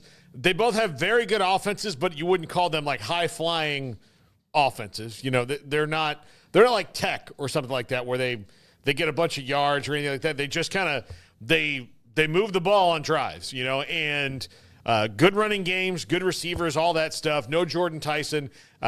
2 pretty good defenses in this one. Will just be you know, I think a little bit different than the SEC game, but still a really good one. And, you know, it just kind of who's feeling better about themselves going in, I think, riding their momentum. I think Arizona State probably feels a little bit better, but I think that Jordan Tyson loss, man, is just I keep bringing it up, but I can't help but bring it up because, I mean, he's the offensive newcomer of the year in the Big 12 today, beating out a very hot player in Bryson Washington, who had an incredible second half of the season. Obviously, Sam Leavitt's playing really, really well, but Tyson had something to do with that, man. And here's the deal. You take him off this roster, they had 2,698 passing yards. He had 1,100 of those. So he had not quite half, but pretty close to half. Mm-hmm. Like, they're almost a one-man show receiving as far as a pure receiver goes because their second leading receiver is Cam Scatterbo. Mm-hmm. And Cam Scatterbo's had a really nice year as far as receiving. And in fact, I think that's kind of what tipped him over Taj Brooks as far as first team all Big 12. He's got a little less than 500 yards, but Jordan Tyson, 1,100 yards, 75 catches, 10 touchdowns. And you'd have to take like the next 4 players in line and add all of their stats up to reach his stats alone. So that, to me, is a massive loss in this game. I still think you can lean on Scatterbo, and Sam Leavitt will still be able to throw it around to guys like Meyer and stuff. But I don't know, man. That's a big one to me. This should be another game where, it's an absolute slobber knocker. 2 very physical, run-heavy, just kind of nasty defense-type teams. I do think Arizona State's got the slightly hotter hand rolling into this one, but I don't have a great feel for this game. I'll be honest with you. I keep leaning sort of Iowa State, and then I hear everybody else talking about Arizona State, and I'm like, am I just I mean, I'm leaning Iowa State. You like, are? That's where I am too. Because like they have more of their full allotment. Yeah. But if Scadaboo gets going, then it almost doesn't matter that Jordan Tyson's not there or not. True. Yeah. Xavier Guillory's kind of an interesting player who's kind of stepped up and made some plays, but not nearly as much as Jordan Tyson, because Jordan Tyson's just a matchup nightmare. Yeah. So, yeah, it's tough. It's tough. That's just I mean, he's a guy I've watched all year long, and so to think about him not being a part of this, that's just one of your top 3 players not being in this game. That's what this is. That's one of your best players not playing. They have their top 3. Like Iowa State has their top 3, and they don't. And when it comes to Levitt and Beck, you know, I lean more towards Beck, but I mean Levitt's been great. I lean more towards Levitt, but Right. I think you can split hairs there as well. And part of it is just because, like I've talked about a couple times, but you know, he in late in games, he's just as locked in as you get. Mm-hmm. He just has that innate sense of, here we go. This is clutch, and I'm going to do it. You know, he's only failed once at that this year when the game came down to the fourth quarter, in the Tech game, and really he didn't, because it was more the defense that let Tech score with almost no time left. He did his job against Kansas. They just couldn't. That was not a game where they were going to come back. Kansas just thumped them. In that game. So, yeah, but really splitting hairs on these two teams, and right. When you look, I think unfortunately that's the curse of the Big 12. Yeah, is that you have two teams that are pretty equal, and there's not much that is separating them. So when you pull out a superstar from the equation, and it just makes it even more equal.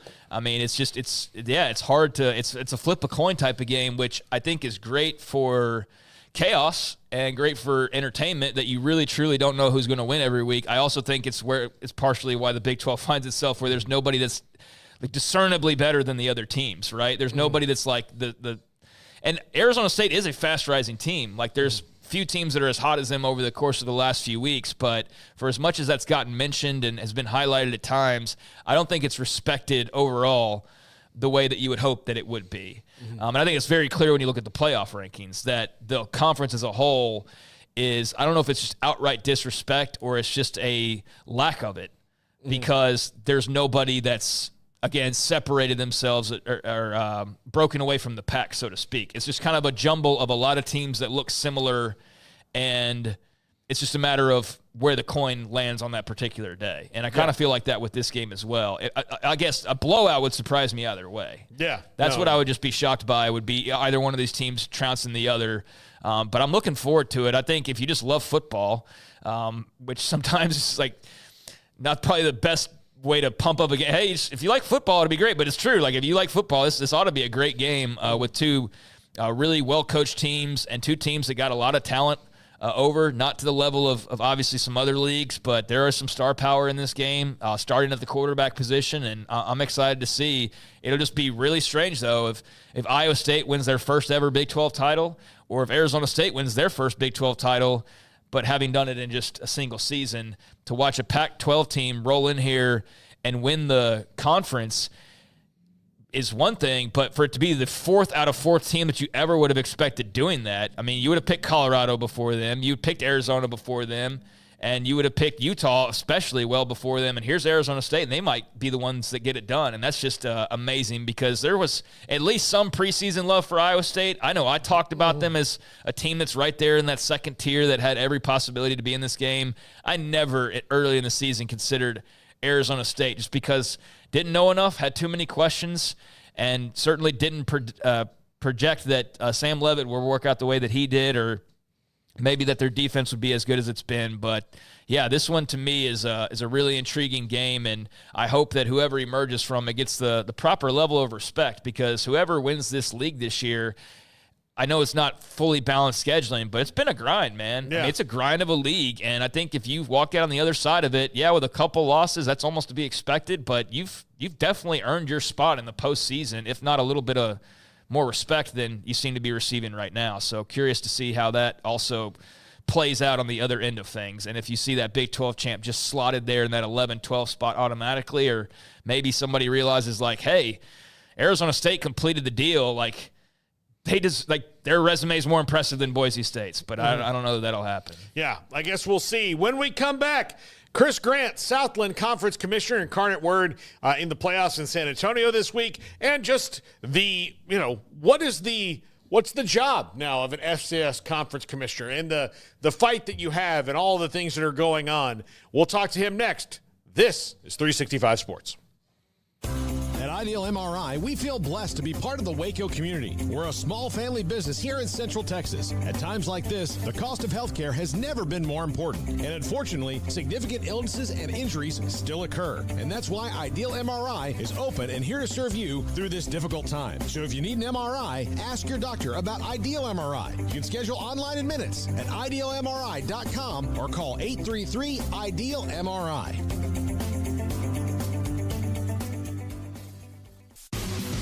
Pioneer Steel and Pipe opened their doors in 1943, and they have never wavered with their focus on great product and customer service, relationships with a handshake, making sure you, the customer, is satisfied. Their new facility is now twice the size, allowing new inventory, higher quantities, and in a much more organized fashion. In addition to the long lengths in tubing, angles, channels, rods, and flat, Pioneer Steel and Pipe now offers several shorter, more convenient lengths of material already cut. Their 2,500 square foot showroom has over 1,000 new products in stock, new welding supplies, hardware, quickcrete, and do-it-yourself components for any project, whether you are a professional contractor or weekend warrior. The new facility is designed to make your loading experience faster and more efficient with easy drive lanes around the building and much more room to get your trailer loaded. Our location may have changed, but our values haven't, and our relationship with customers goes much farther than just business. Pioneer Steel and Pipe on Loop 340 and Highway 6 and just east of I-35 in Waco.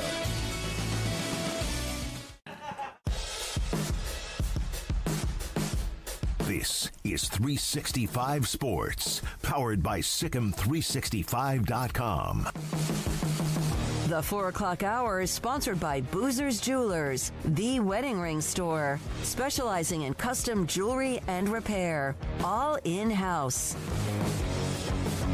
Now here's David Smoak, Paul Catalina, and Craig Smoak. Just Paul and Craig today. Smokey is on vacation. Oh my gosh, look at this backdrop for Chris Grant. He's in the holiday spirit. Chris Grant, the Southland Conference Commissioner, joins us.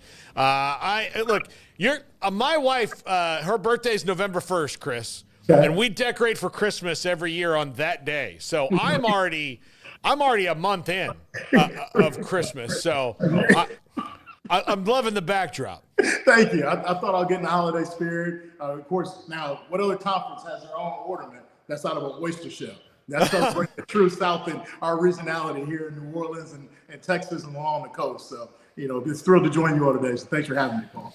Chris, Incarnate Word this weekend, and I do want to talk about the documentary before we let you go because it's really interesting take on in lieu of media days. But Zach Calzada, people may have forgotten that Zach Calzada, where he went. This is a dude who a couple years ago beat Alabama in one of the craziest upsets in college football the last decade. He's Southland Player of the Year, just tearing it up there for Incarnate Word, which is now a quarterback in the FCS playoffs. How fired up is the conference for Incarnate Word and what they're doing right now? Yeah, couldn't be more thrilled. I think you mentioned this. First, talk about Zach, phenomenal student athlete, excelled at the highest level. Came and took an opportunity at UIW and took the reins from Lindsey Scott, who took them on and close to beating North Dakota State in a Final Four appearance 2 years ago. And then before that, you had Cam Ward, right, Heisman Trophy candidate. That's at Miami now at UIW. And so what Coach Killo and the rest of the UIW administration, Richard Duran and President Evans, what they've built there, they've truly made their mark on FCS football. And every year people look forward to that high-powered offense. And now they had a defense to do it. So the number 6 ranking going in, playing Villanova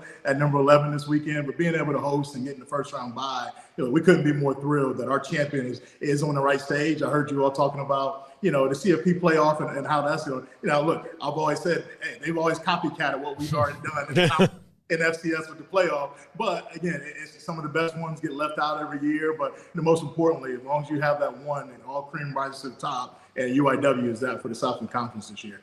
Chris, I think they could use some pointers on how to pull off a proper playoff, and it seems like your version has a lot less drama. Yeah, I agree with that. It's something we had one left out. We thought Southeastern Louisiana had a really good shot. They scheduled strong. That's what you're hearing in CFP level. Hey, we're scheduling strong. Now, Southeastern Louisiana, they didn't get all the results they wanted, but the notice was, hey, go schedule. We did that, went beyond and our borders and played those games. And, they still didn't get in. So, what is the metric? When you leave it up to people, I related to gymnastics. I love gymnastics, especially collegiate gymnastics. But when the judges get involved, you lose me, right? Because I see the phenomenal performances. And that's what's happening with our playoffs. And, we'll get together in a room here come January and again in the summer. And I'm sure we'll hash it out at the highest levels when it comes to CFP as well as FCS.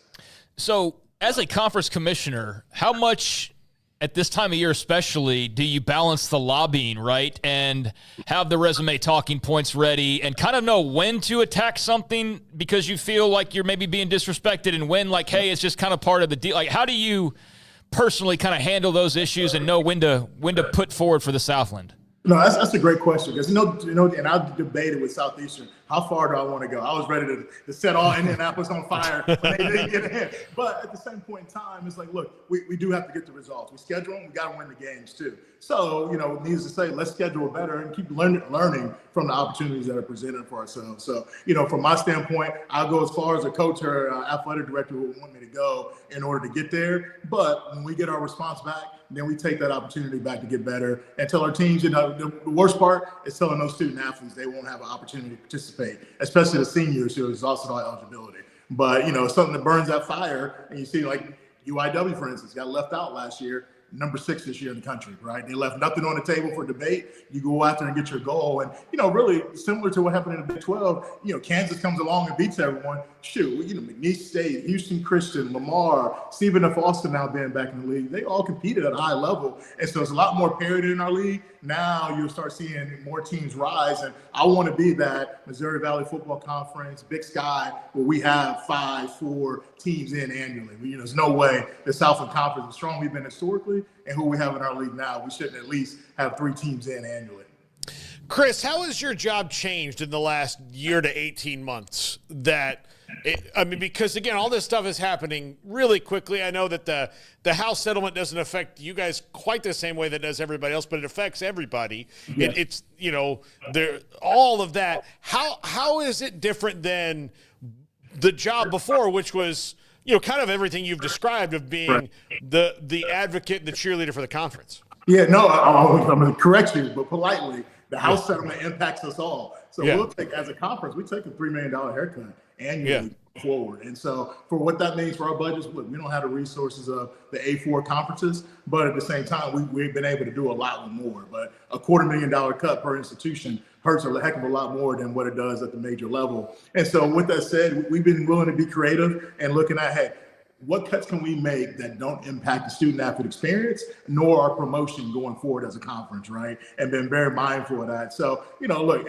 we call ourselves the gas tank league for a reason. I'm taking a lot more road trips around this league instead of American Airlines and flying. And we're just looking at all angles and make sure we're using our membership dollars wisely. And the same thing for the membership. It impacts us. And so now with the House settlement, you also go back to the roster limits. I think we can come out on top of that because there's only 85 opportunities in football now at the A4 level. And so hopefully we'll see a lot more student athletes either from the high school level committing to us early and staying, or even come back in and transfer to the FCS or to the Southland Conference particularly, because we're in the most talent-rich region in the United States, in Texas, Louisiana, and people want to play at home in front of their family and friends.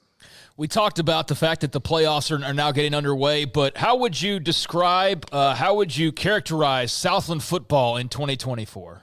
In 2024, I would say, man, it was a David versus Goliath in the sense of what UIW brought to the table. They came in and again, they left nothing on the table for anyone to debate. But I would like to say all boats rise, right, with the tide. And essentially everyone understands what the standard is now. And we have two new coaching hires, one at McNeese, who was a long-time coach who had a lot of success before there, is coming back to us, Coach Viator, and as well as Coach Rebecki at Nicholls State, where a long-time coach and Coach Rebo, stepping down and deciding to go ahead and retire because, again, it's not that he couldn't handle the change. It's just going from what he got into this business for and the growing young men and watching them matriculate and being excited about graduating, right? We still have a great majority of our student athletes that want to do that, but with the house settlement and a lot of things that are happening in college sports, you'll ask how the job changed, it's made it more of a transactional experience from that standpoint. And we have coaches that aren't interested in that necessarily. They'll conform to the times, but at the same time,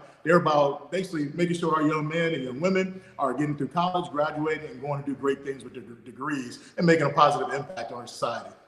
All right, Chris, I know that conference like the Big 12, it's been discussed that they're going to have a naming rights sponsor here in the next year. I've got one for you. As the Gas Tank Conference, Buc-ee's. The Buc-ee's, where are you in my life? I stopped there. I'm picking up whether it be the brisket sandwiches, the nuts, the jerky. I'm like, hey, Buc-ee's, give us a call. But we've been knocking down doors nonstop, trying to find that great partner. And, a lot of that is our exposure, right? We're on ESPN platforms. We're getting ready to talk about another opportunity we have coming forward here. But more importantly, it's like, hey, we got to continue being on a national scale, getting those linear television opportunities. And I'm telling you, Buc-ee's or someone in that ballpark will come.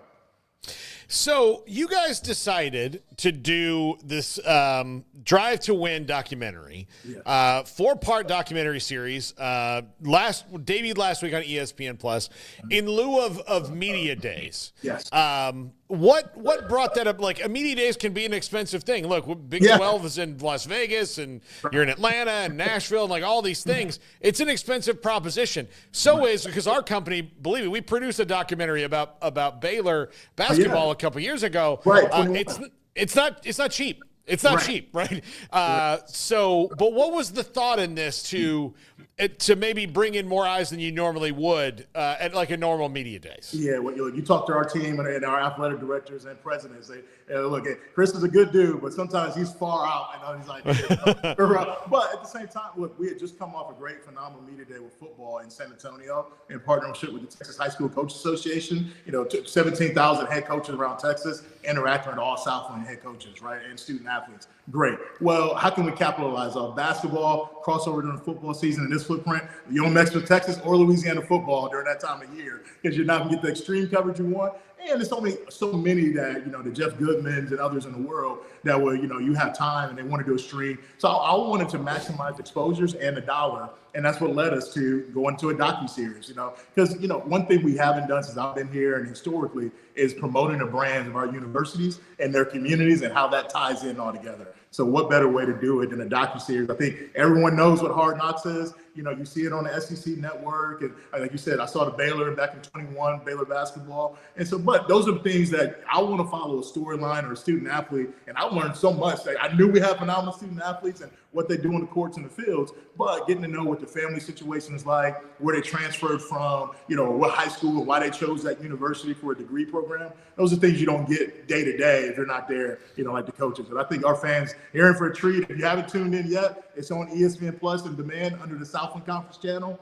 Please tune in. I think you're going to leave and you're going to be following some great mid-major basketball all year. Do you get like an EP credit on that? Yeah, Chris? I did that. You know what? They threw the commissioner a bone for once. I do. I have an executive producer. Our guy James Hill is in our office, and we have a phenomenal and a true executive producer, and Spencer Wilking, who's done bluegrass basketball. He had a little tidbit on The Last Dance with Michael Jordan. And so tapped into some of my old Pac-12 ties to find out who is that right person to bring our brand to life. Our voiceover. That was one thing I didn't know, how important a voiceover is when you're narrating something like this. And so we went out and found one of the professionals. You'll hear his voice and Mr. Brown from Fox Sports and what he does for the opener of the Fox NFL. And so with all that said, it's a phenomenal deal that's going to bring the Southland to life. And if you all haven't heard McNeese, University of Texas RGV, as well as Corpus Christi, what they're doing out there, Nicholls State, and some of our bigger brands have been out there winning games right now. Now you can come see what they're doing behind the scenes and how they got here. And you've got, we're just over a month away from the national championship game, which you guys host every year at Toyota Stadium in Frisco. What would it mean to see a Southland team in that, a month from now? Look, that's one thing I've been vying for since I got is myself being able to host one of our teams and their fan base and going just crazy and blowing Frisco out of the water, right? And telling Texas all about the good things that we have in the Southland Conference. We had success back in 21 when Sam Houston State was a part of our league and then winning the championship. We want to bring that back. We tasted it almost, like I said, with UIW and North Dakota State in the Final Four 2 years ago. It's time for us to come back and stake our claim. Missouri Valley football, we love the Dakotas coming in, what they do for our tourism and putting monies and heads and beds back into this community. But I want to see our Southland folks driving up here, stopping at Buc-ee's, and then celebrating their teams along the way. All right, well, we need to tag them in this in our social posts. Like, hey, Buc-ee's, give us a call. Yeah. Hey, what's Deion say? One of your alums, what he say? Hey, I'm not hard to find. That's right. Chris, so much fun having you on the show. Can't wait to have you on again. Hopefully maybe around the national championship game we'll get you on again to talk about that. Chris Grant, Southland Conference Commissioner. Chris, thanks so much for being on the show. All right, hey, thank you guys. Happy holidays to you and yours, and thrilled to watch everything you all do. Thanks for covering the Southland as best you do. There you go. Thank you, Chris. That's Chris Grant, Southland Conference Commissioner. That dude's energetic. Yeah. I love it. A lot of fun to talk to. And yeah, I mean, you kind of have to, like, in this world, that world, you gotta do that. All right, when we come back, Craig Smoak's Off the Radar. This is 365 Sports. Established in 2007 and independently owned, Alliance Bank Central Texas is committed to helping families and businesses meet their financial goals. From their tellers to their board of directors, they know the importance of superior service and competitive products. Customers have confidence knowing that their financial needs are in good hands. It's your bank, Alliance Bank Central Texas, with 2 Waco locations, 4721 Bosque Boulevard and 191 Archway Drive on Highway 84, and at AllianceBankTexas.com. Member FDIC and equal housing lender. Riverbend Liquor and Wine now has 2 locations to serve you. The original on Lakeshore Drive at North 19th Street and the brand new spot in downtown Waco at 600 Franklin Avenue. If you're looking for the best in craft beers or local Texas bourbons, then the original is the place to be. And for the latest trends and online phenomenons, head downtown to the Franklin location. Either way, you're going to get the same great variety, customer service, and speedy experience. Check out both locations on their Facebook and Instagram pages. Riverbend Liquor and Wine, Lakeshore Drive at North 19th Street, and now downtown on Franklin Avenue.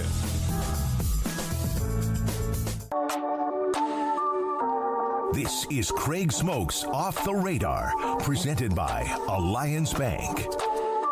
They take pride in making banking easy. AllianceBankTexas.com. Craig will be back in a second. Gives me an opportunity to talk about something I'm doing tonight. I'm really excited about it, and I didn't really publicize it all that well because Garrett, you saw me on Tuesday. You're a little mess. I was a little bit of a mess. I'm good now, but I am opening for Jeff Allen tonight at the Waco Hippodrome. Community Cancer Association brings in a stand-up comic every year, and Terry Hunt, who we used to work with at the radio station, runs the Community Cancer Association, and he and I had been talking. I said, look, if you guys ever need an opener or something, give me a call. I'd be happy to throw my hat in the ring for consideration. And I was just asking, just give me, let's sit down and talk about it. And he, a couple months ago, called and said, hey, you're in. And I was like, great. Man, that's awesome. That's awesome. And I they didn't ask me for any video or anything. And he just said, please do clean material. So yeah, I'm opening for Jeff Allen at the Hippodrome. It's the largest venue. It's just right down the street from us, but it's a really beautiful theater that we have here in town that we've not quite figured out the sweet spot on it yet, but it's a really beautiful theater. So we'll be there. I'll be there tonight doing that set, and I'm really excited about it. I mean, now I'm gone from terrified about it 3 days ago to now let's go. Let's get it done. So, but anyway, it's now time for Craig Smoak's Off the Radar. Well, thank you. What a tremendous introduction. No, I thought I was pretty quick during the commercial. The break is short now. Yeah, man, a lot. I thought I was moving or something, but still not quick enough. So here we are. Welcome into Off the Radar, a segment where we just take a look at a grab bag of stories each Tuesday and Thursday. And I didn't get a chance to listen yesterday, but did you guys happen to slip in any discussion about the golden at-bat rule? No, I was waiting for you. All right. Well, maybe you've seen this if you watch like SportsCenter, you read baseball headlines, and certainly you've seen this in the last couple of days. But we're big baseball fans in this building, and we're luckily able to celebrate a World Series a couple years ago for the Rangers fans in here, and Paul's had multiple opportunities. So we love baseball. That's the point. But Rob Manfred is really testing the fabric of the game and really the love of a lot of fans during his tenure. And perhaps this is the tipping point with everybody and Rob Manfred, the golden at-bat rule, an idea that has been floated out by the MLB commissioner. He shared it on the Varsity podcast on Puck that the league was looking into implementing the golden at-bat rule because it has gained steam among owners. Now, that right there is very vague.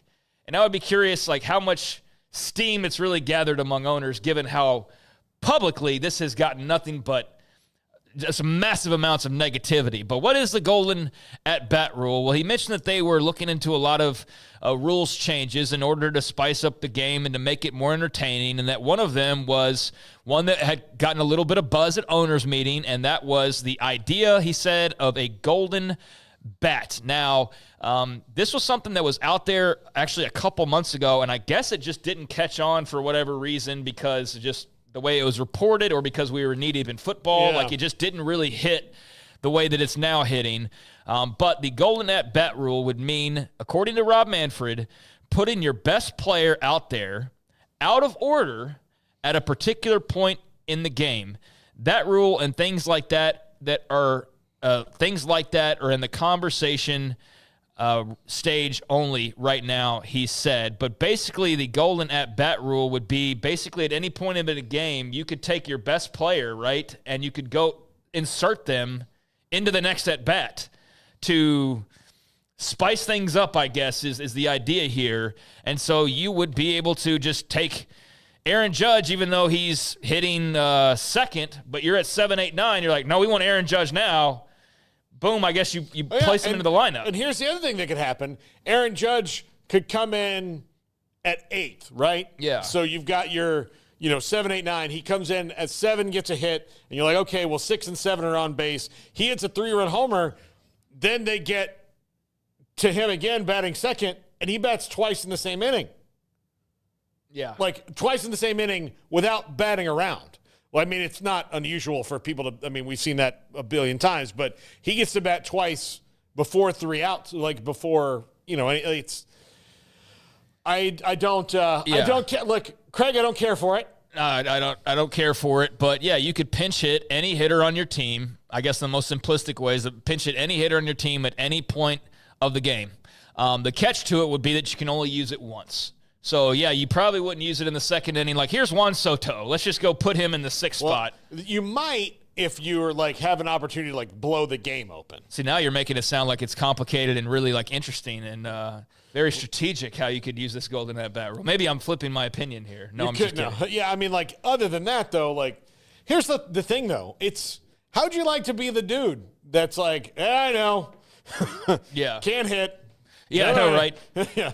I guess it would be for a great player, but nevertheless, so the golden batter rule, in order to try and create bigger, better, more exciting matchups in the course of a game, add a little bit of drama to it as well. If you have the 9th inning and you're at the bottom of your order, you could go take Corey Seager and just say, all right, we're going to put you in bases loaded, bottom of the 9th inning with 2 outs, and we're going to replace our sub-300 level hitter. I can see where maybe there's some temporary excitement for that, but man, here's the problem I have with it. This isn't the Harlem Globetrotters, and it just is not really baseball when you're making this drastic of a change. So if you want to make it the Harlem Globetrotters, then go right ahead and say that you want to do that and come up with more gimmicks. And, hey, you get 2 at-bats, 1 at-bat a game, or you get 2 bats that you can use. If you want to come up with goofy stuff, goofy gimmicks, there's a lot of room to do that, but I don't think you can still call it the baseball that we knew and loved growing up. It would certainly be a much different feeling and looking game if the golden bat rule or golden at-bat rule were to be applied. So I'm curious to see. It's been panned that I've seen so far. I'm curious to see how much traction this actually gets I don't think players would like it. Probably not. I don't think players would like it. I don't really think most of the fans like it. I don't know who like. This doesn't make me go like, I don't ever watch baseball, but you know what? That damn golden at bat rule, I'm going to tune into the Yankees and Dodgers tonight. It may not get used at all in a game. May not get used, yeah. It could go like you could watch every game in a day, and the golden at bat may not get used because it may not be needed to use. So. I mean, that's how he's probably going to be like, yeah, it won't happen all that much. But in the playoffs, that would probably happen, you would think. And part of the thing about baseball that makes it hard, like that's the thing. I don't think that maybe like Rob Manfred gets that baseball got as popular as it did, because when you're watching Major League Baseball, and this is true for all sports, but baseball's particularly hard when it comes to decisions you have to make. In football and basketball, in any other team sport, I can take you out of the game for a second, and then I can put you back in. In baseball, you're out. Those things are, well, look, if you can't just pinch it for somebody temporarily. Like that's the thing that takes away some of the challenge of it. And also, some of the greatest moments in baseball happened because the dude who would be the golden at bat guy didn't do his thing, and the guy who he'd be replacing did. Yeah. So I think it's a really stupid idea. Like, yes, fix the umpiring and the strike zone. Yeah. Like, do those things. Speeding up the game was a great idea. Making the bases bigger, bringing the stolen base back. Here's what they need to do. Fix the umpiring. Tell pitchers you don't need to throw 172 miles an hour. Like 99 is fine. People still can't hit 99. And pitch 6 or 7 innings as opposed to throw 175. I know it's not 175, but like throw it as hard as you can for as long as you can, and you're done in 4 1/3. Yeah. So it's very gimmicky. It's trying to create some excitement. It probably has little to no chance of actually happening, but it's gotten a lot of big response because it's so outside the realm of baseball, the game that we've always known, and would be a massive change that, quite frankly, makes it like a pre-golden at bat era and a post-golden at bat era, because it would be nothing like what it was before if you were able to suddenly do something like that. So we'll see if that ever gets any further than just the discussion stage. But, the golden at-bat rule certainly not going over well at large with either fans of the game of baseball or even the players and coaches involved, based on a lot of the reaction that I've seen. And Rob Manfred, his entire existence, I think baseball fans are more than fine if he were to just go away and stop tinkering with the game whatsoever. Get somebody, let's tinker with the game, let's come up with ideas, but can it just not be Rob Manfred doing it at this point? Yeah, I know. I know that there's not and I thought of some pretty disconnected commissioners in sports, but he is just from the players don't like him. Yeah. The fans don't like him. The owners probably love him because he'll say whatever stupid thing they tell him to say. Sure. And hey, commish, you ever heard of this golden at bat rule? And then just boom, off to the races. Yeah. And sometimes I worry that this is like a pay no attention to the man behind the curtain kind of a thing, where they're trying to make you look over here. I was thinking that too. Well, they're like, oh, the golden at bat. Okay, well, we're not going to do the golden at bat. We are going to change this rule, though, but at least we're not going to do that. You guys hated that. Yeah, exactly. And then the rule they change, you're like, well, I didn't like that either. I thought about that. And hopefully others that are actually involved have thought about that as well. Don't fall for the hidden ball trick. Yeah. Don't fall for the hidden ball trick, and maybe that's what this is. So I'd be mindful of that if I was those in charge of Major League Baseball, contending with Rob Manfred. So there's that. Meanwhile, you mentioned the big coaching rumor of the day earlier with North Carolina and Bill Belichick, and the Tar Heels apparently kicking the tires and actually interviewing the former Patriots head coach. But another rumor shot down today, and that involving Urban Meyer, who I know you are a huge fan of, Paul. You love you some Urban Meyer. Just kidding.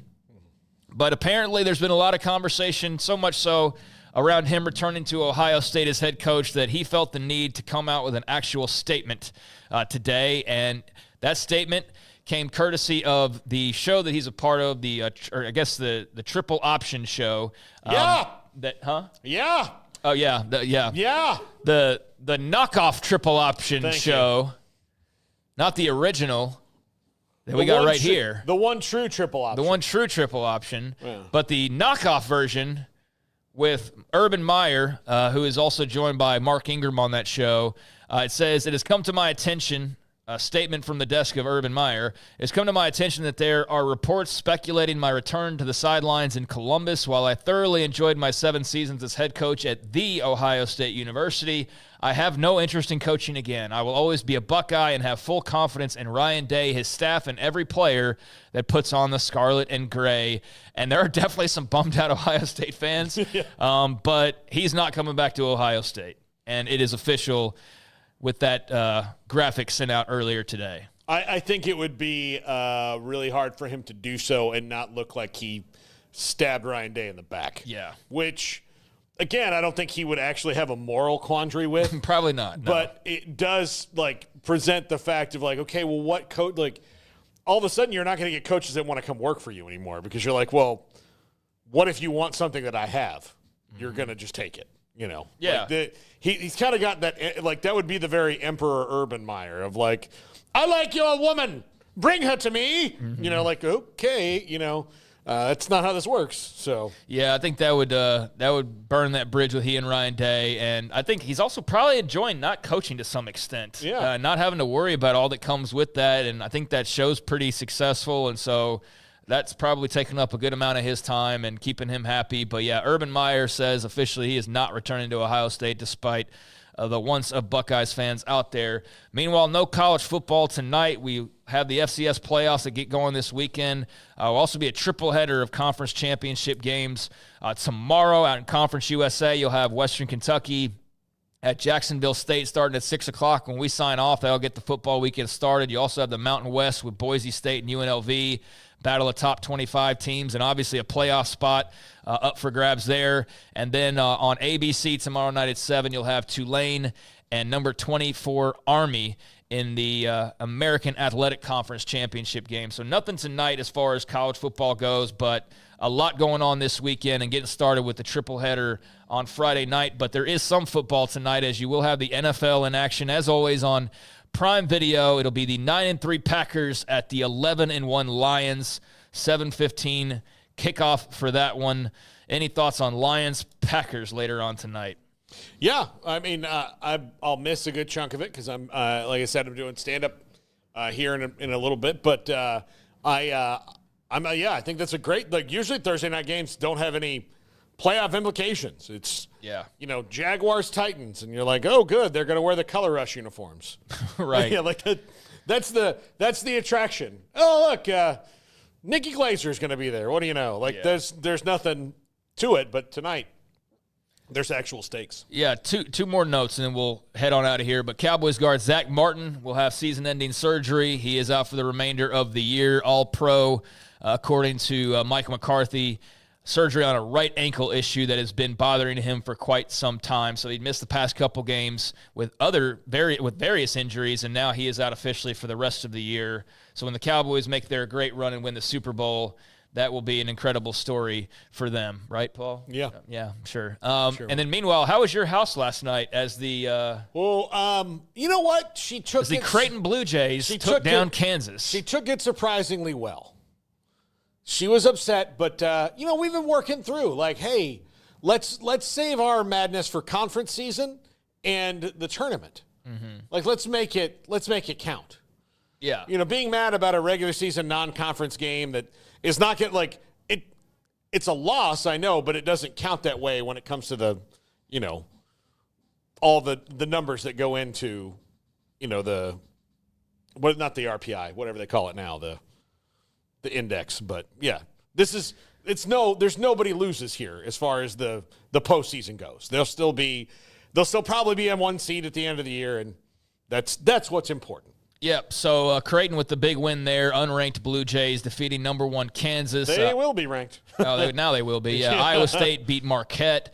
UConn edged Baylor 76-72. So Bears looking like they could drop out of the top 25 potentially at Oak State over Tulsa last night, but that wasn't a part of that, obviously. And then Texas Tech beat DePaul. So tonight, as that Big 12 Big East Challenge continues, TCU hosting Xavier at 7 o'clock. And there's some hoops for you later on this night if you have a hankering for that, or some NFL football. And then this weekend, a lot of college football, but there's a few things off the radar. Next, we've got Connor O'Gara, Saturday Down South, and then Mickey Spagnola, DallasCowboys.com. My top 5. We're back right after this. Automatic Chef is your local vending, office coffee, and micro market provider, delivering outstanding service to break rooms all over Central Texas for over 50 years. Automatic Chef brings the best products to your location at the best prices. With hundreds of choices in fresh food, coffee, snacks, and drinks, let Automatic Chef tailor a break room solution to your needs. Make break time great again with Automatic Chef. Automatic Chef Canteen, 6900 Imperial Drive in Waco, or online at automaticchef.com.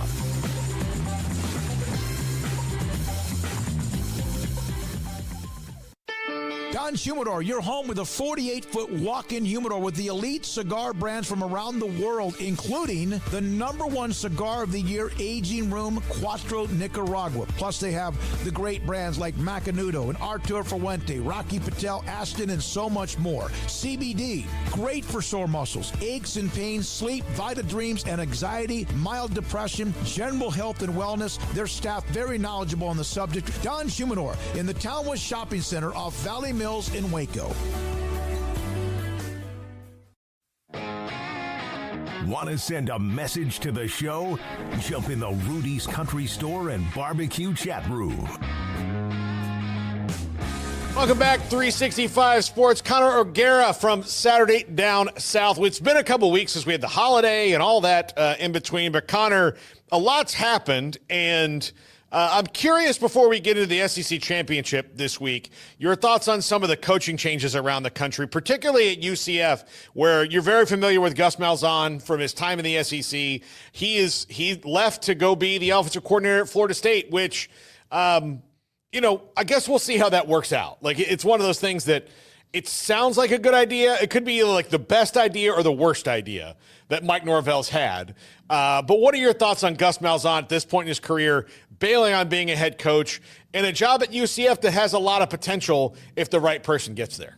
Yeah, and look, I've lived in Orlando now for 9+ years, and I've seen so many different iterations of UCF football, and from the winless season to getting to a place where it's claiming a national championship, and the fact that we've seen so many different sides of UCF would suggest that, this is a bit more volatile. And I would disagree. I think it's a tremendous job, especially now that they're in the Big 12, of course, being in the state of Florida.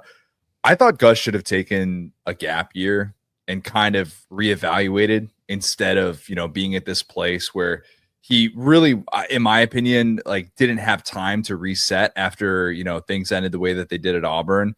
And so, they did a huge marketing pitch to try and get him that momentum. And it was a retread, but they tried to make you feel like it wasn't. They branded him as the future of college football. They put the billboards up in Gainesville saying that, like, blah, blah, blah miles to the future of college football. And it didn't work. It just didn't. And it's kind of a reminder with the Mac Brown thing as well. Retreads are only going to take you so long. And I do think that this job covets a really solid candidate, an up-and-coming candidate would make more sense to me. I'm surprised that the Lincoln Riley thing even, saw the light of day, that they're apparently contacting him according to multiple reports. But yeah, it's a tremendous job now that it's in the Big 12. And I think that they can kind of swing for one of those heavy hitters in terms of the up-and-coming candidates. Yeah, it's to me, I'm looking at a Jamie Chadwell, a John Sumrall, someone like that that's just been maybe blocked a little bit or like locked into this. That's who I'd want at UCF. Yeah, I suggest Ryan Silverfield would be my primary target. I think Ryan Silverfield at Memphis has done a whale of a job. And I don't mean to discredit Memphis, a team that I predicted was going to make the college football playoff this year, and ultimately went 10-2 and had a really, really solid season. Of course, kind of capped off by the win against Tulane last week on Thanksgiving. But I think that you have to consider those dynamics if you're at the group of 5 level. And Memphis didn't get that call in the same way that others in the AAC did. And Ryan Silverfield has built a heck of a program. And the job that they have been able to do over there, kind of being a consistent winner and establishing that floor, I think that's what UCF should be looking for.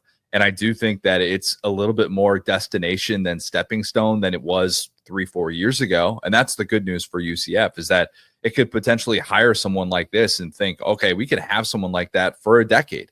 And that wasn't the case when Scott Frost was there. And obviously his alma mater came calling. But I do think that someone like Ryan Silverfield would make a ton of sense. I would love Charlie Weiss Jr. there. I think he's someone that's really respected in coaching circles, was the youngest coordinator at the FBS level when Lane hired him to be his OC at FAU. And of course, then he ends up following him to Ole Miss. But I think that this job would covet a really solid up-and-coming coach in the sport. I think Alex Golesh would be tremendous. I know UCF fans pushed back on me for that one because they didn't like him really when he was there. But I think Alex Golesh is tremendous, and he's doing a really nice job at USF, and that would make a lot of sense for him as well. But yeah, it's going to covet some pretty high markets candidates, especially when you consider the lack of vacancies right now in the coaching carousel. What do you think about Gus going back to being a coordinator? Not crazy about it. Not crazy about it. And, you know, I'll say this. I'll credit Gus for taking that step and realizing he might be better suited to just focus on calling plays and do that. Like, we've seen plenty of examples of coaches that are doing that, and it's kind of worked out well. I think Al Golden at Notre Dame as a DC this year, he's a Broyles Award semifinalist. The job that he has done, I think that kind of speaks to a guy who just didn't work out as a head coach, kind of meant to be a coordinator, and it's working out really, really well for him. I think you could go up to Penn State, and Tom Allen, you know, was coaching at my alma mater, Indiana, and now the job that he's doing with that Penn State defense, taking over Manny Diaz's unit. I think that's another example of a guy where you're just like, yeah, maybe you're better suited to be a coordinator, but I don't know that Gus has the chops as a play caller. I really don't. I wonder if he's a decade removed from his peak and if the sport has kind of caught up to him. And ironically enough, maybe it feels a little bit like what Gus tried to do going into 2020, where, you know, this was a guy who hires Chad Morris to be his OC, and you're going, Gus, what are you doing? And I remember talking to Gene Chizik about that, and somebody that I've become friendly with over the years. And Gene was like, yeah, man, I don't know if that's going to be the move. I don't know if that's going to be the move to kind of, you know, get them on the right offensive track. And then we know how that plays out. But yeah, it's not necessarily the move that I would have hoped for if I was a Florida State fan. But hey, crazier things have happened. And clearly they're starting from scratch and realizing they need to be able to win and put some points on the board this next year. I would say that I am a Florida State fan, as you know, but I would say the positive of it to me is this has not been a team that has really run the ball really well outside of having superstar running backs that get through it. And Gus is really good at that part of it. It's the rest of it that worries me, and maybe that's where Mike Norvell and he can mesh together and make that better. Here's the issue. When was the last time Gus developed a quarterback? It's been a while. It's been a long time, like real long. I'm talking Jarrett Stidham. Is that what we're going to give him credit for? Because that guy came in as a very decorated transfer recruit who would have stayed at Baylor if not for all of that. And I think you could make the case. I don't know that Gus gets credit for developing Jarrett Stidham. That was kind of a square peg round hole. He was pretty developed when he left. I mean, I know you guys know Jared in your neck of the woods, and that so like you kind of go back and you're like, all right, well, you're not going to give him credit for the Bo Nix development because he transferred from Auburn. It obviously was, you know, limited with Gus, and you know we only had the 2 years of the Bo Gus relationship, but I don't know, that's more so the issue. And I was as big of a KJ Jefferson advocate as there was. Me too. I was with you. Yeah. He was my QB1 going into last season in the SEC. And to see the way that played out this year was troubling. Now, you're right. Great running attacks. That's kind of a set it and forget it thing. I mean, I don't think RJ Harvey needed the Gus Malzahn offense to take off. He's a great player. But at the same time, yes, if you're looking to establish that element, you should feel good about that. I would just kind of question the certainty that maybe some FSU fans would have that, all of a sudden this offense is going to take off and we're going to feel much better about our quarterback situation. No, I do think that that they hit on something with the group of players that they had. And if you really watch 2023, it was a lot of Jordan Travis and Trey Benson and guys like that just being superior athletes. It wasn't anything that was scheme or like nothing was brilliant. It was just like, oh, these guys can play. Like that was it. I would love to know, and this would have to be a really deep dive off-season exercise, but the Jordan Travis WAR stat among guys in the playoff era, that's wins above replacement, not really a college football metric in the same way that it is with baseball, of guys who were just so much better than their successors. He's got to be up there of like top 5, top 10 in the college football playoff committee. I mean, they told us that they said, look, we're seeing this in a small sample size and we can make that determination. And I think every FSU fan and their mother can see, oh gosh, after Jordan Travis, man, it was really, really tough sledding this entire season. But man, if you actually did that breakdown of like guys that were just impossible to replace right now, Jordan Travis is looking like one of the front runners in that discussion. They shouldn't just build a statue of him. They should just build statues of him all around the stadium, like different versions of things that he did. That's how good he was and what he brought the program back from, almost single-handedly, really. Now, Mac Brown retired, or not retired, he was fired. But, I mean, that was kind of, I think that was more contractual, like, they were kind of hoping he would retire, and then he was like, well, look, I've been doing this a long time. If I don't retire, I can build another lake house. So you guys make your decision whatever you want. But he probably knew he wasn't going to be there. It's too bad. Yeah. It's too bad the way that it played out, because I think Mac has such great respect within the sport, within the industry, and not just because he won a national championship 2 decades ago. I think that there's just great respect for who he is, how transparent he is. And sometimes it just doesn't work out. Sometimes you get to a place and you realize this is I'm not necessarily finding the right answers on the offensive side of the ball. I can't necessarily make that defensive coordinator hire work. And it's from a personal level for me, like knowing Gene Chizik, and then I actually got to know Jeff Collins a bit as well. So I feel like I've been rooting for the UNC defense for the last 3 seasons, and it just has not worked out well. And you kind of see some of the issues that they've dealt with. Was it like the Tez Walker thing last year, the way that played out? But it's just been more frustration, despite the fact that you've had 2 elite quarterback prospects, and it for whatever reason hasn't translated to the success that UNC fans had hoped for coming off of the 2020 season. So yeah, it's unfortunate that one of the most respected names in this sport is had to go out that way. But it is a really intriguing vacancy, and I'll be interested to see if they can covet one of these power conference coaches, if they're going to pursue someone kind of off the radar. There's a name like Matt Campbell gets thrown out there, and that could be an interesting one to kind of keep in mind for that job. Jamie Chadwell, I know that people are talking about him as well, of what is that UNC job with those resources in this era of the sport? What does that covet, even in a place where it's a basketball school going in? Yeah, it is. Well, this is why I would kind of covet the job, though, because you can kind of hide for 3 months where everybody else can't. Like, you can go through signing day and all that stuff, and the basketball team's playing. You can kind of operate in the shadows. It's tough. Yeah, it's tough. I went to Indiana, and so I know this dynamic really, really well of what that's like to be at a place where that if you are not in contention in mid-October, if you don't get off to one of these 5-1, 4-2 starts with a win against a team that you're not supposed to beat, those fans lose interest in a hurry. And very quickly, the calendar turns and it's basketball season, and football is on the back burner, and you're not the big man on campus anymore. And that's a little bit of a tough thing, I think, for, not just from an ego standpoint, but, just to know and to be able to recruit and have kids on campus and know that they're not going to be the most popular kids on campus. I do think that that's something that, with 18 to 22-year-old kids, that sounds like a cliche thing, but I do think that matters. And I've heard stories of that at places like Kentucky, where something like that comes up and kids get on campus at Kentucky and they go, wait, this is a basketball school though, right? Like, why would I play football at Kentucky? That just sounds a little weird. And Mark Stoops done a great job changing that perception. But, it's something that those basketball schools tend to fight in Kansas and Lance Leipold, they fight that as well. And it's just not an easy thing to do. It's why Kurt Cignetti gets all the credit in the world for the job that he's done at Indiana as arguably the best coach in college football this season. So, yeah, I mean, you're right. You can kind of hide in the shadows, but there are different hurdles that you kind of have to overcome. And, when it comes to fundraising, doing all those other things, it's tough to feel like you're second fiddle. All right, one more coach question. West Virginia, they're open.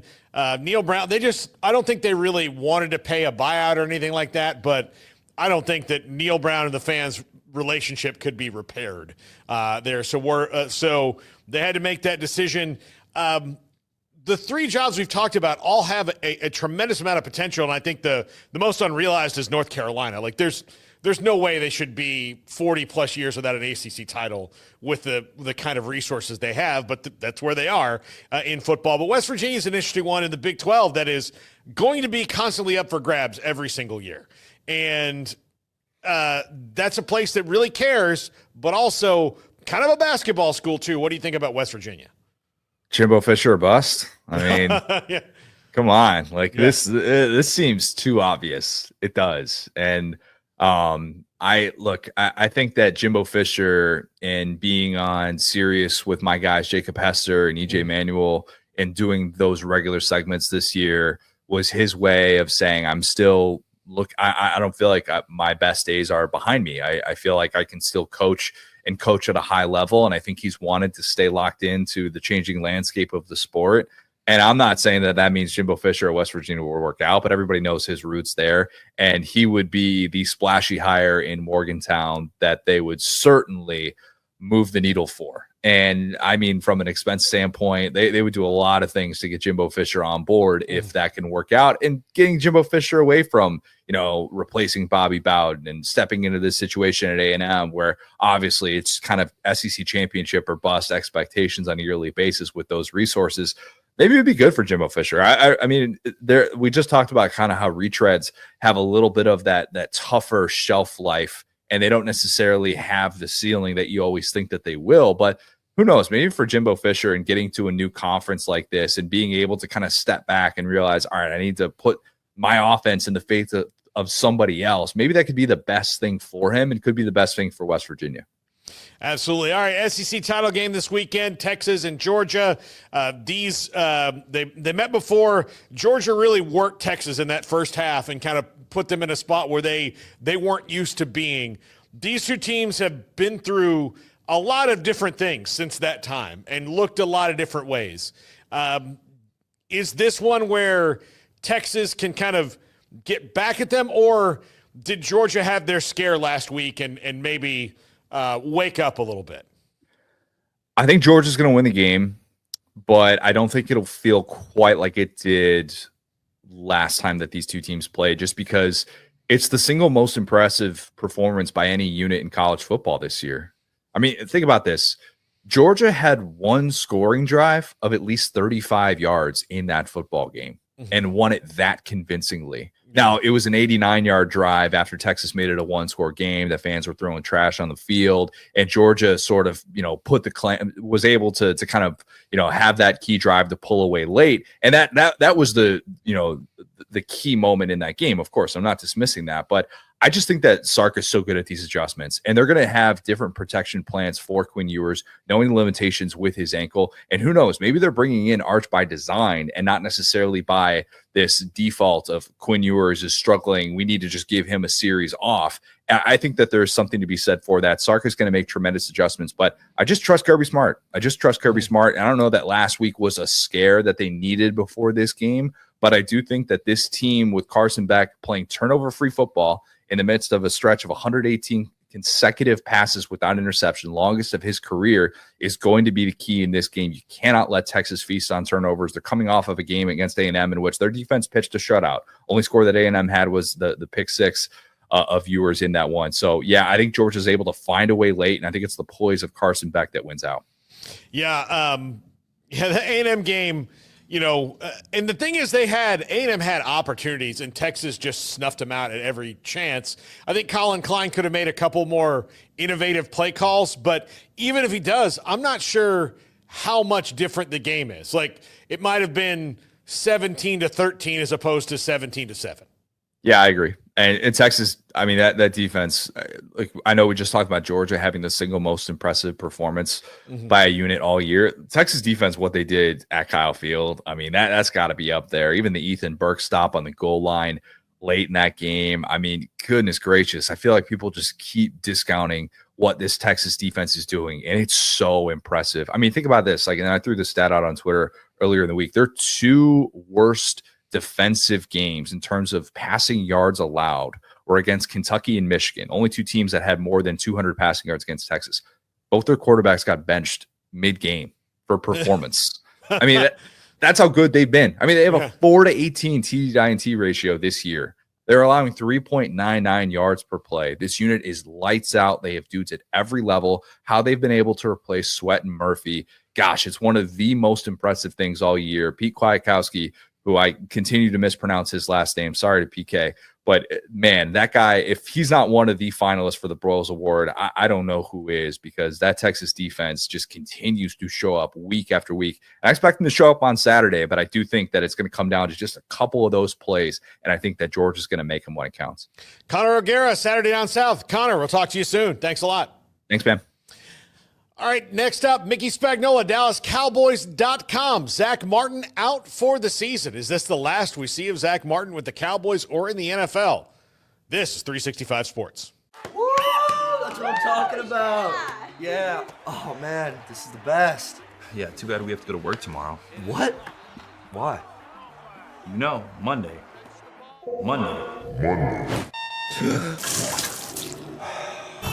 Where's my report?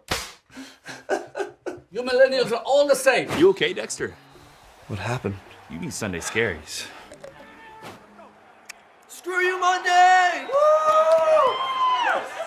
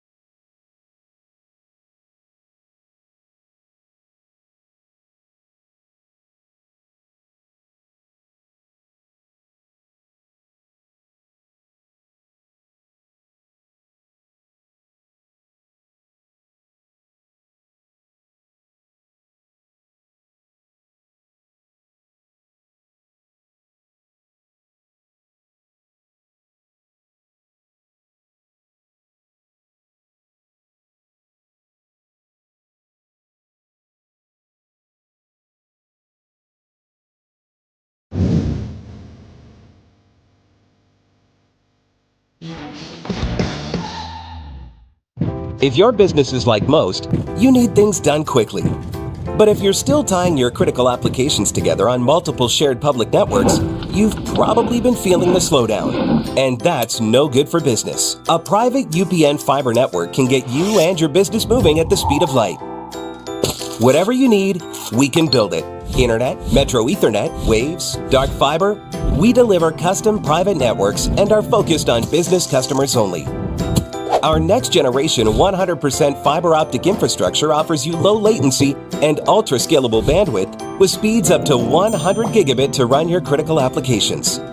Your connection won't be limiting your performance anymore. It's diverse and scalable, so it can grow and change as your business grows and changes.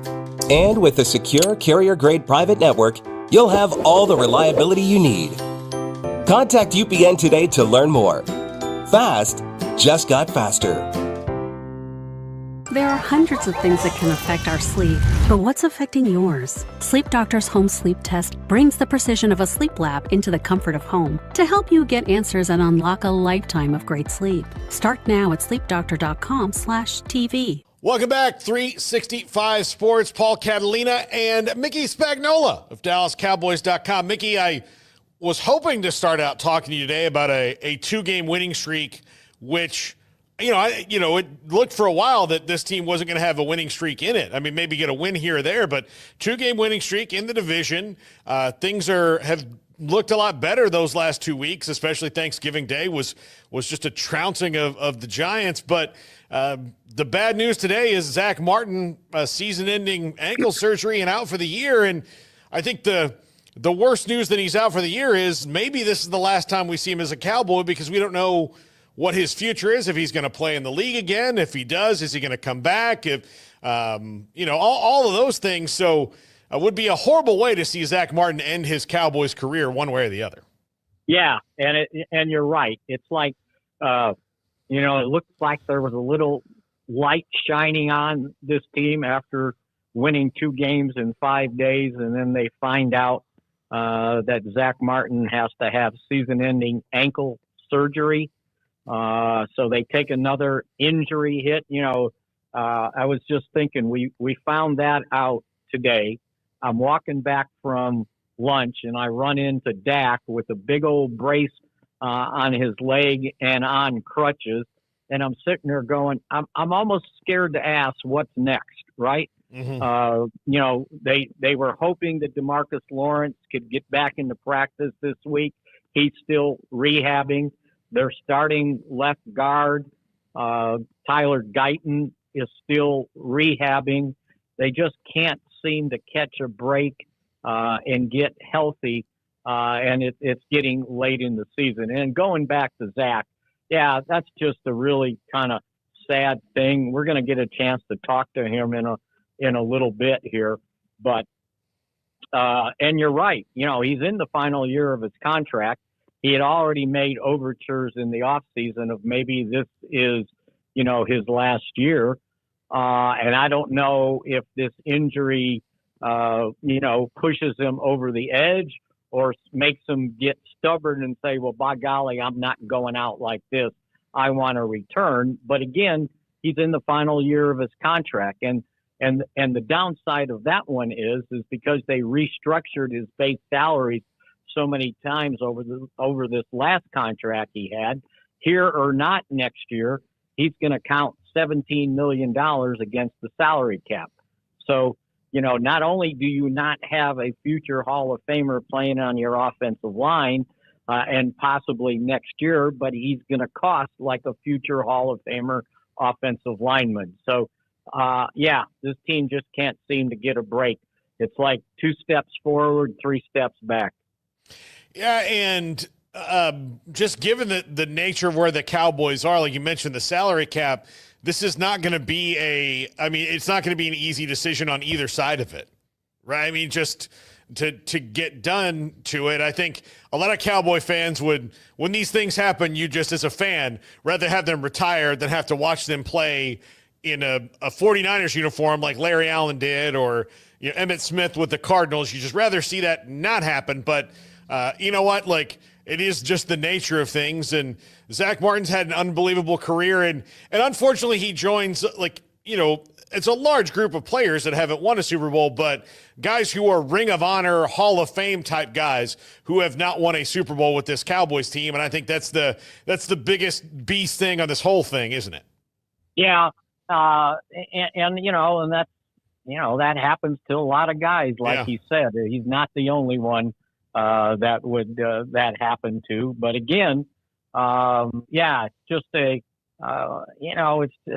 just sad for him knowing that he had been such a good soldier here. I think Mike McCarthy basically said this offensive line room is an illustration of Zach Martin's leadership, meaning how he's helped bring these young guys around, how he takes command in that room. He probably could teach it if he needed to.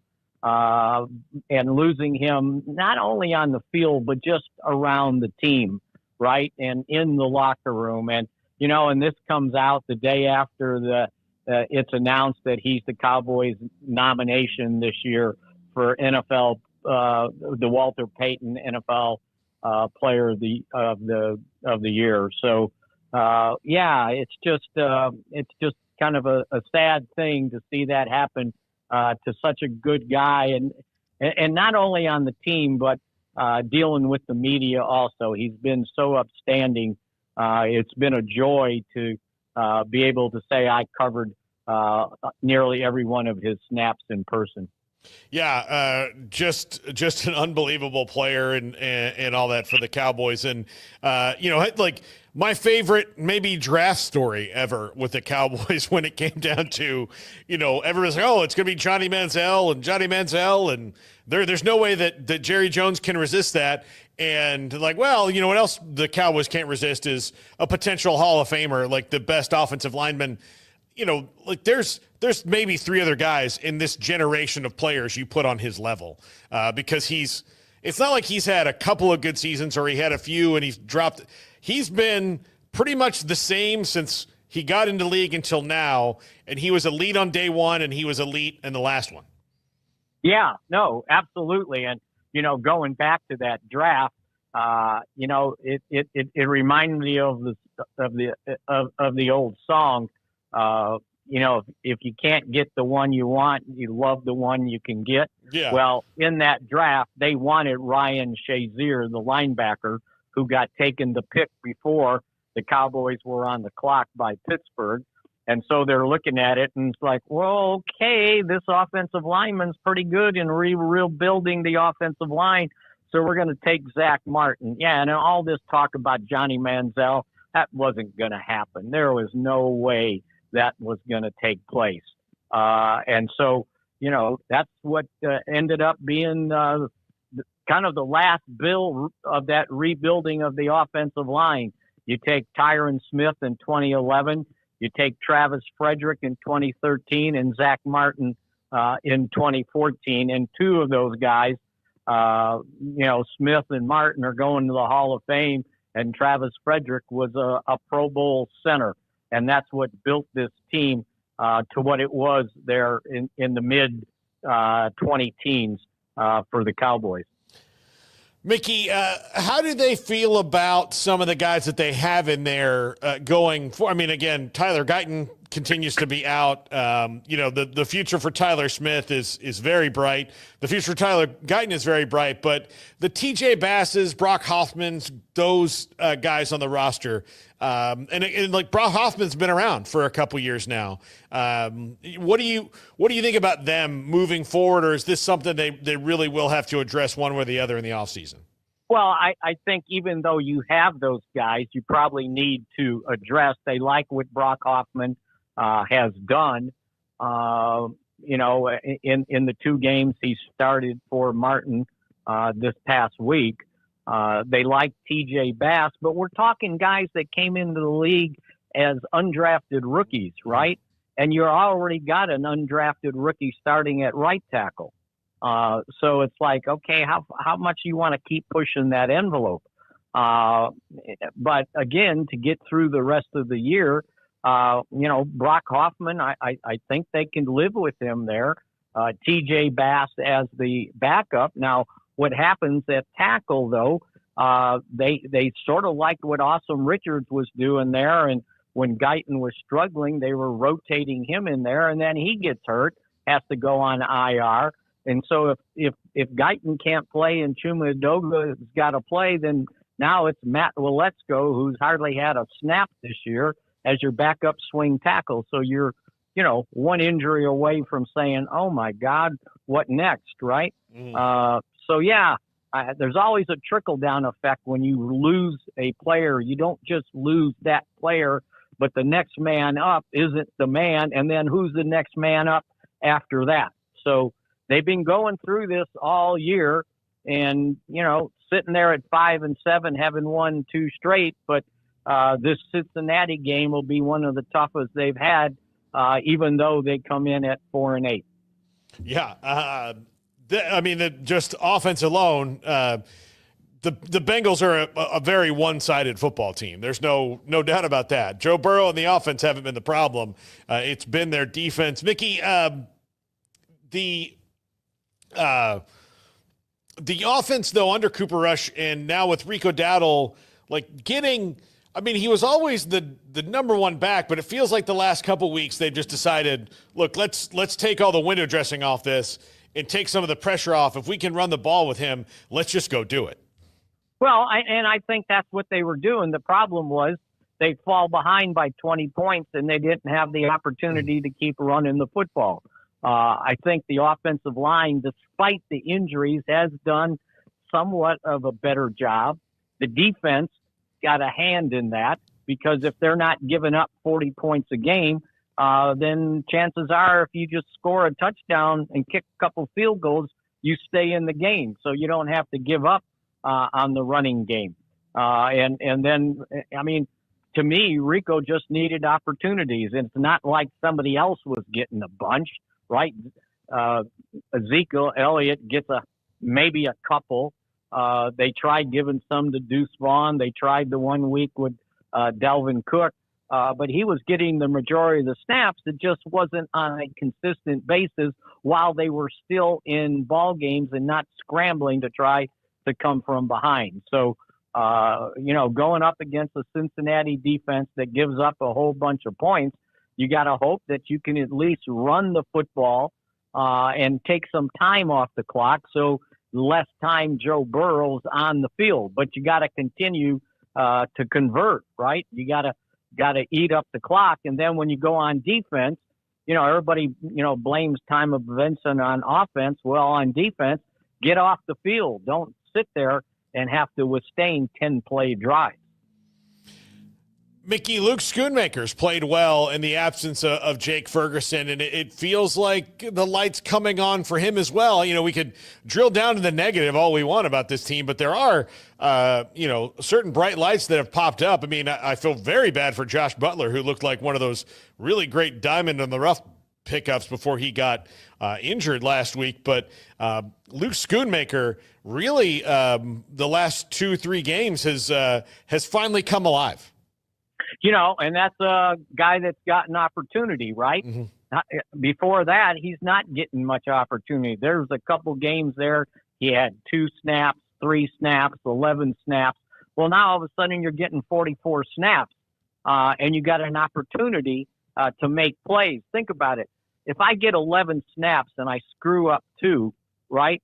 Everybody's like, well, this guy can't play. Well, a lot of guys screw up 2 snaps in a game. But when you only have 11, it becomes glaring. If you screw up 2 snaps over 44, it's like, well, okay, that stuff happens. So, yeah, I think you're seeing him mature and stepping up when they needed him without Jake Ferguson in the games in concussion protocol. Well, it looks like he's emerging from the concussion protocol, and, and he's back into practice. Now, the practice they had yesterday was basically a walkthrough with helmets on, but they're having basically on a normal week. Today is like their Wednesday practice, and then they'll put the pads on one more time on Friday. But again, opportunity, and he's a second-round pick. He's healthy finally, and he's making the most of it. Mickey, Cooper Rush, he got beaten up in those other games. I mean, everybody was getting beaten up. But particularly, do you think the Washington game, because of the way that they were able to, in what was a really ugly game early, and really for both sides, just I would think they'd probably both like to forget those first 3 quarters. But that fourth quarter, like maybe – I don't want to say it, like get your like emotional juice back, and you get kind of in those games where they're fun again. Do you think maybe that's kind of helped Cooper Rush and the offense wake up a bit? Well, I think it was the ability to play. Mm-hmm. I think what we overlooked is the last time he had played in games of consequence was when he went 4-1 in 2022. He hardly played after that. Hardly played, other than mop-up time last year. And then again this year, the most playing time he would have gotten was in the preseason. And he played 1 series, I think, in each game, and then they turned it over to Trey Lance because they wanted to see what he could do. So, again, that's a long span for a backup quarterback who doesn't get many snaps if any, in practice to go without actually playing in a game. So I think each game he took a step getting better, and these last two games, it's like, okay, you can win with this guy if the defense is playing decently and he gets some help on the offensive line. And I think that's probably what's taken place. Mickey Spagnola, DallasCowboys.com. Mickey, thanks a lot. We'll talk to you again next week. Good to be with you, Paul. Take care. Mickey Spagnola, DallasCowboys.com. My top 5 transfer portal fits. Volume 1. Next, this is 365 Sports.